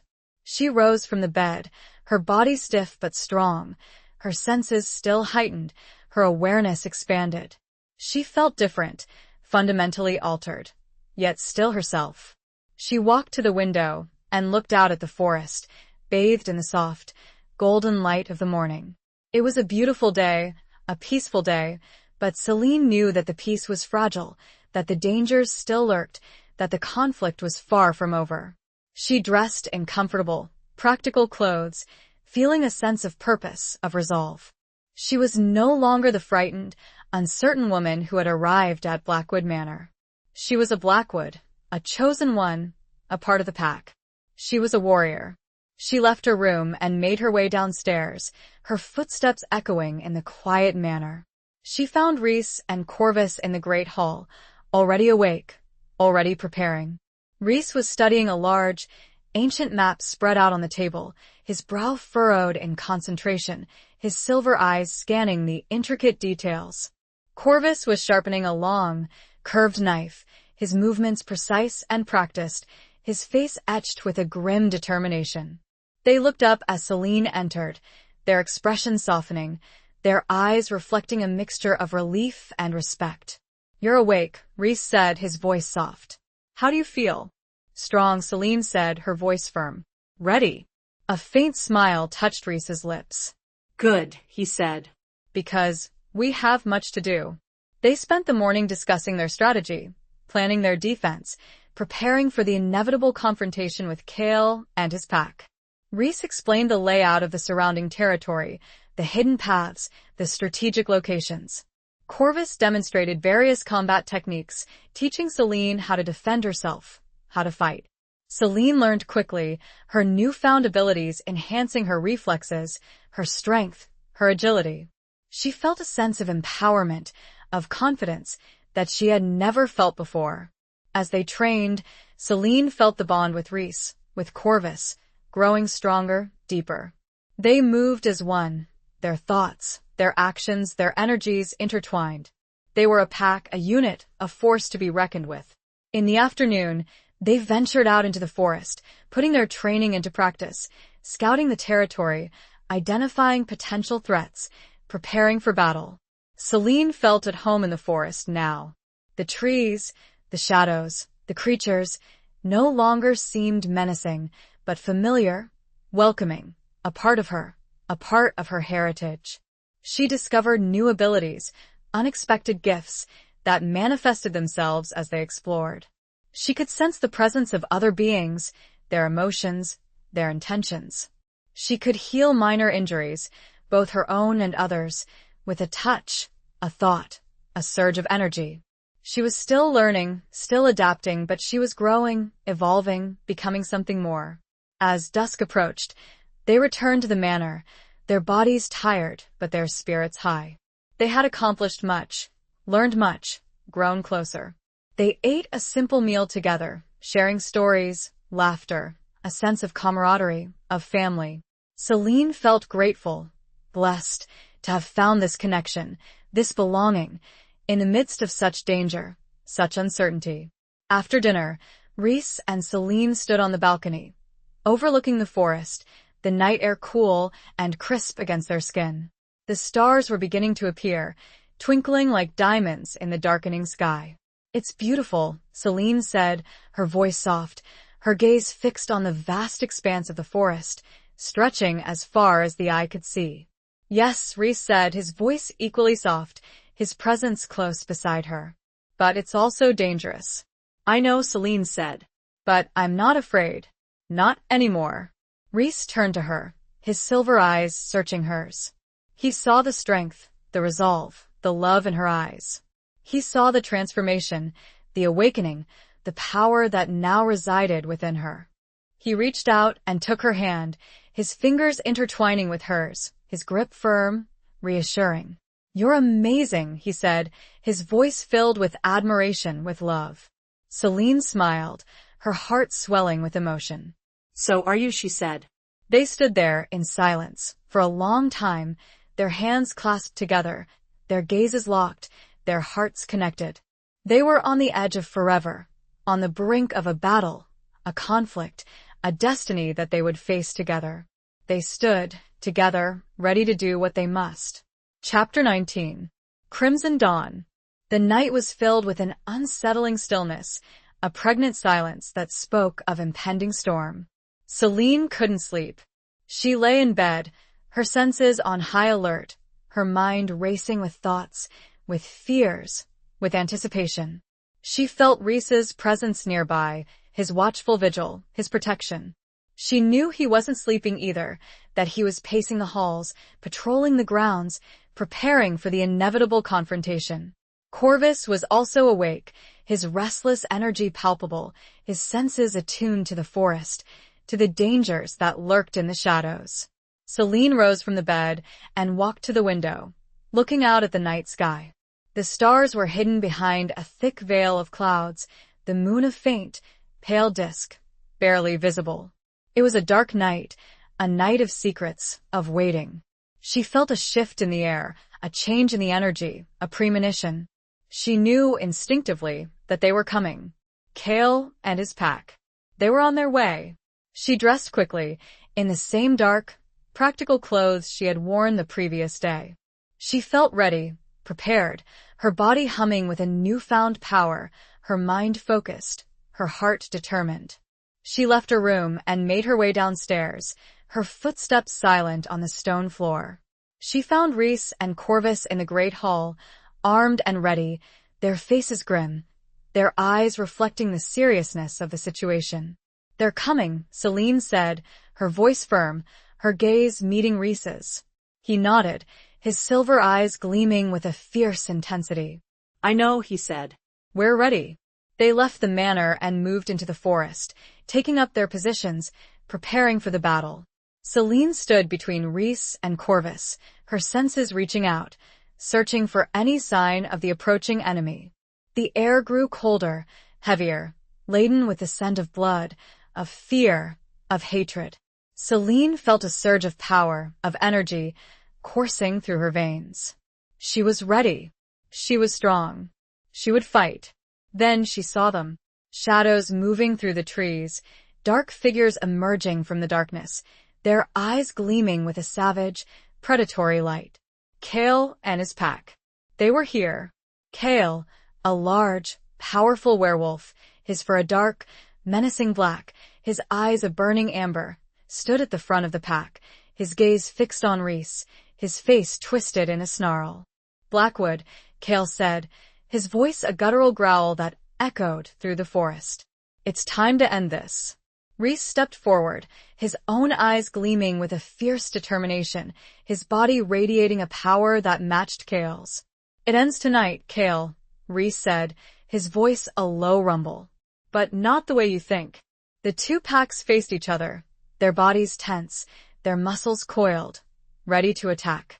The air crackled with animosity, with hatred, with the threat of violence.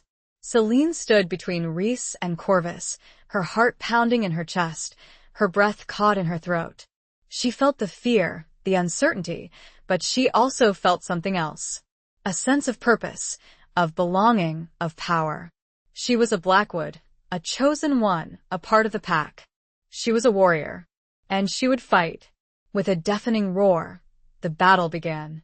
Werewolves clashed, teeth and claws tearing at flesh, growls and snarls filling the night air. The forest erupted into a chaotic melee of fur and blood, of violence and death. Celine fought alongside Rhys and Corvus, her newfound abilities enhancing her strength, her speed, her agility. She moved with a grace, a power that she had never possessed before, her senses sharp, her reflexes honed, her heart filled with a fierce determination. She fought with a knife Corvus had given her. It felt awkward at times, but when it found the flesh of her enemies, it felt right. It was a tool, and extension of her newfound self. She fought not just for herself, but for Rhys, for Corvus, for the pack, for the future. She fought for the balance, for the protection of the innocent, for the defeat of evil. The battle raged, fierce and brutal, the outcome uncertain. Werewolves fell, on both sides, their bodies littering the forest floor, their blood staining the earth. Celine fought with a courage, a strength that she had never known she possessed. She faced down her fears, embraced her power, and fought for what she believed in. As the night wore on, the first rays of dawn began to appear, painting the sky with streaks of pale gray and crimson. A crimson dawn, a symbol of the blood that had been spilled, of the battle that was nearing its end. Celine saw Cale, across a small clearing. He looked tired, but he did not falter. He did not show fear. He was coming for her. Chapter 20. The Final Confrontation of Hearts. Cale, his black fur matted with blood and dirt, his amber eyes burning with a furious hatred, stalked towards Celine, his movements predatory, his intention clear. He had fought his way through the remaining members of Rhys's pack, leaving a trail of carnage in his wake, his focus solely on her, on the prize, on the power he sought to claim. Celine stood her ground, her heart pounding in her chest, her breath coming in ragged gasps. She was exhausted, battered, and bruised, but she was not defeated. She was a Blackwood, a chosen one, a warrior, and she would not yield. Rhys was engaged in a fierce battle with two of Cale's remaining lieutenants, his silver fur stained with blood, his body bearing the marks of the brutal fight. He was holding his own, but he was outnumbered, his strength waning. Corvus was down, his body limp and still, a deep gash across his chest, his fate uncertain. Celine felt a surge of grief, of despair, but she pushed it aside, focusing on the immediate threat, on the battle that lay before her. "You cannot win, Blackwood," Cale growled, his voice dripping with venom, his eyes fixed on Celine. "The power of the blood moon, it belongs to me. You are nothing." Celine met his gaze, her own eyes unwavering, her heart filled with a fierce determination. She raised the knife Corvus had given her, its blade gleaming in the faint, crimson light of the dawn. "I am more than you think, Cale," she said, her voice firm, her words echoing through the clearing. "I am a Blackwood, and I will not let you win." Cale lunged at her, his claws extended, his teeth bared in a savage snarl. Celine reacted instantly, her newfound abilities guiding her movements, enhancing her reflexes, her strength. She dodged his attack, the claws missing her by inches, the force of his lunge carrying him past her. She spun around, bringing the knife down, its blade slashing across his back, drawing a yelp of pain. Cale whirled around, his eyes blazing with fury, his body tense with rage. He attacked again, faster, stronger, his movements more desperate. Celine parried his blows, deflecting his claws, dodging his teeth, her body moving with a grace, a power that she had never possessed before. She was fighting for her life, for Rhys's life, for Corvus's life, for the future. The fight was brutal, intense, a dance of death between two powerful beings, their fates intertwined, their destinies colliding. Celine fought with a courage, a skill, that surprised even herself. She was no longer the frightened, uncertain woman who had arrived at Blackwood Manor. She was a warrior, a protector, a force to be reckoned with. But Cale was strong, experienced, driven by a ruthless ambition, a hatred that fueled his power. He pressed his attack, forcing Celine to retreat, to defend, to survive. He knocked the knife from her hand, sending it skittering across the clearing, leaving her unarmed, vulnerable. He lunged at her again, his claws raking across her arm, drawing blood, sending a searing pain through her body. Celine stumbled, falling to her knees, her strength waning, her hope flickering. Cale stood over her, his shadow looming large, his amber eyes burning with a triumphant gleam. "It's over, Blackwood," he growled. "You have lost." Celine looked up at him, her gaze unwavering, her heart filled with a defiance, a refusal to surrender. She may be defeated, physically, but she was not broken. Her spirit, her will, remained strong. Then she saw it. A flicker of movement, a flash of silver, out of the corner of her eye. Rhys. He had broken free from his attackers, his body battered and bloody, but his eyes burning with a furious rage, a determination to protect her. He launched himself at Cale, a blur of silver fur and raw power, knocking the black werewolf off his feet, sending him sprawling across the clearing. Rhys stood over Cale, his teeth bared in a savage snarl, his silver eyes blazing with a righteous fury. He was ready to end it, to deliver the final blow, to avenge the fallen, to protect his own. But Celine stopped him. No. She cried, her voice echoing through the clearing. Rhys hesitated, his body tense, his gaze flickering between Cale and Celine. He didn't understand. Why was she stopping him? Why was she protecting the monster who had tried to kill her? "He's defeated," Celine said, her voice trembling but firm. "Killing him won't change anything. It won't bring back the dead. It won't end the violence." Rhys stared at her, his eyes filled with confusion, with anger, with pain. He had fought so hard, sacrificed so much, to protect her, to defeat their enemies. And now she was asking him to spare the life of the one who had caused so much suffering. "He deserves to die," Rhys growled, his voice raw with emotion. "Perhaps," Celine said, "but we are not like him. We don't kill for pleasure. We don't seek revenge. We protect. We defend. We choose mercy." Rhys hesitated, his gaze searching Celine's, his heart torn between his desire for vengeance and his love for her. He saw the strength in her eyes, the compassion, the wisdom. He saw the truth in her words. Slowly, reluctantly, he lowered his head, his body relaxing, his rage subsiding.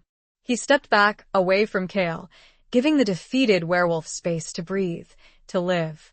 Cale, stunned by the unexpected reprieve, stared at Rhys, at Celine, his amber eyes filled with disbelief, with confusion, with a flicker of something else. Respect? The remaining members of Cale's pack, seeing their leader defeated, their cause lost, fled into the forest, disappearing into the shadows, their howls fading into the distance. The battle was over. The violence had ended. The dawn had broken. Celine walked up and stood before Rhys. She took his face in her hands and kissed him, deeply. She was making a statement, and when she pulled back, they both knew what she was saying. She was staying. She was accepting the bond. She was all in. Epilogue. The aftermath of the battle was a time of healing, of rebuilding, of forging a new future. Rhys, though severely injured, recovered quickly, his werewolf resilience, amplified by the blood moon bond, mending his wounds, restoring his strength. Corvus, miraculously, survived. Celine, using her newfound healing abilities, had managed to stabilize him, to close his wounds, to pull him back from the brink of death. He was weak, for a time, but he slowly regained his strength, his spirit unbroken, his loyalty to Rhys and Celine unwavering. The remaining members of Rhys's pack, those who had survived the brutal fight, rallied around their leader, their bond strengthened by the shared experience, their commitment to peace and protection renewed. Kale was banished, exiled from the territory, stripped of his power, his ambition thwarted, his hatred diminished. He disappeared into the wilderness, a solitary figure, a reminder of the darkness that had been defeated, of the light that had prevailed. Celine, transformed by her experiences, embraced her new life, her new identity, her new powers. She learned to control her abilities, to hone her skills, to master the art of transformation, shifting between human and wolf form with increasing ease, with grace, with power. She became a leader, a protector, a bridge between the human and werewolf worlds. She worked alongside Reese, guiding the pack, maintaining the balance, ensuring the safety of both humans and werewolves in their territory. She and Reese, their bond deepened by the blood moon, by the shared battles, by the love that had blossomed between them, ruled together, their partnership a symbol of unity, of strength, of hope. They rebuilt Blackwood Manor, restoring it to its former glory, making it a home, a sanctuary, a center of their new, expanded family. They filled it with laughter, with love, with the echoes of the past, and the promise of the future. Celine never forgot her human life, her memories of David, of her children, of her past. But she embraced her new reality, her new destiny, with open arms, with a full heart. She found peace, she found purpose, she found love, in the most unexpected of places, in the most extraordinary of circumstances. She had been lost, frightened, uncertain, but she had found her way, she had found her strength, she had found herself. Years passed, seasons changed, the forest thrived, the pack prospered. Celine and Reese, their love enduring, their bond unbreakable, continued to lead, to protect, to inspire. One evening, as the sun set, casting a warm, golden glow over the forest, Celine and Reese stood on the balcony of Blackwood Manor, their hands clasped together, their gazes fixed on the horizon. "It's beautiful," Celine said, her voice soft, her heart filled with contentment, with gratitude. "Yes," Reese said, his voice equally soft, his silver eyes reflecting the love, the peace that he felt. "It is." They stood there, in silence, for a long time, their hearts beating as one, their souls intertwined, their destinies fulfilled. They were two beings from different worlds, brought together by fate, by a bargain, by a bond that had transcended time, that had overcome darkness, that had created a new beginning. They had chosen to stay, together, always. And as the stars began to appear in the darkening sky, they smiled softly and kissed.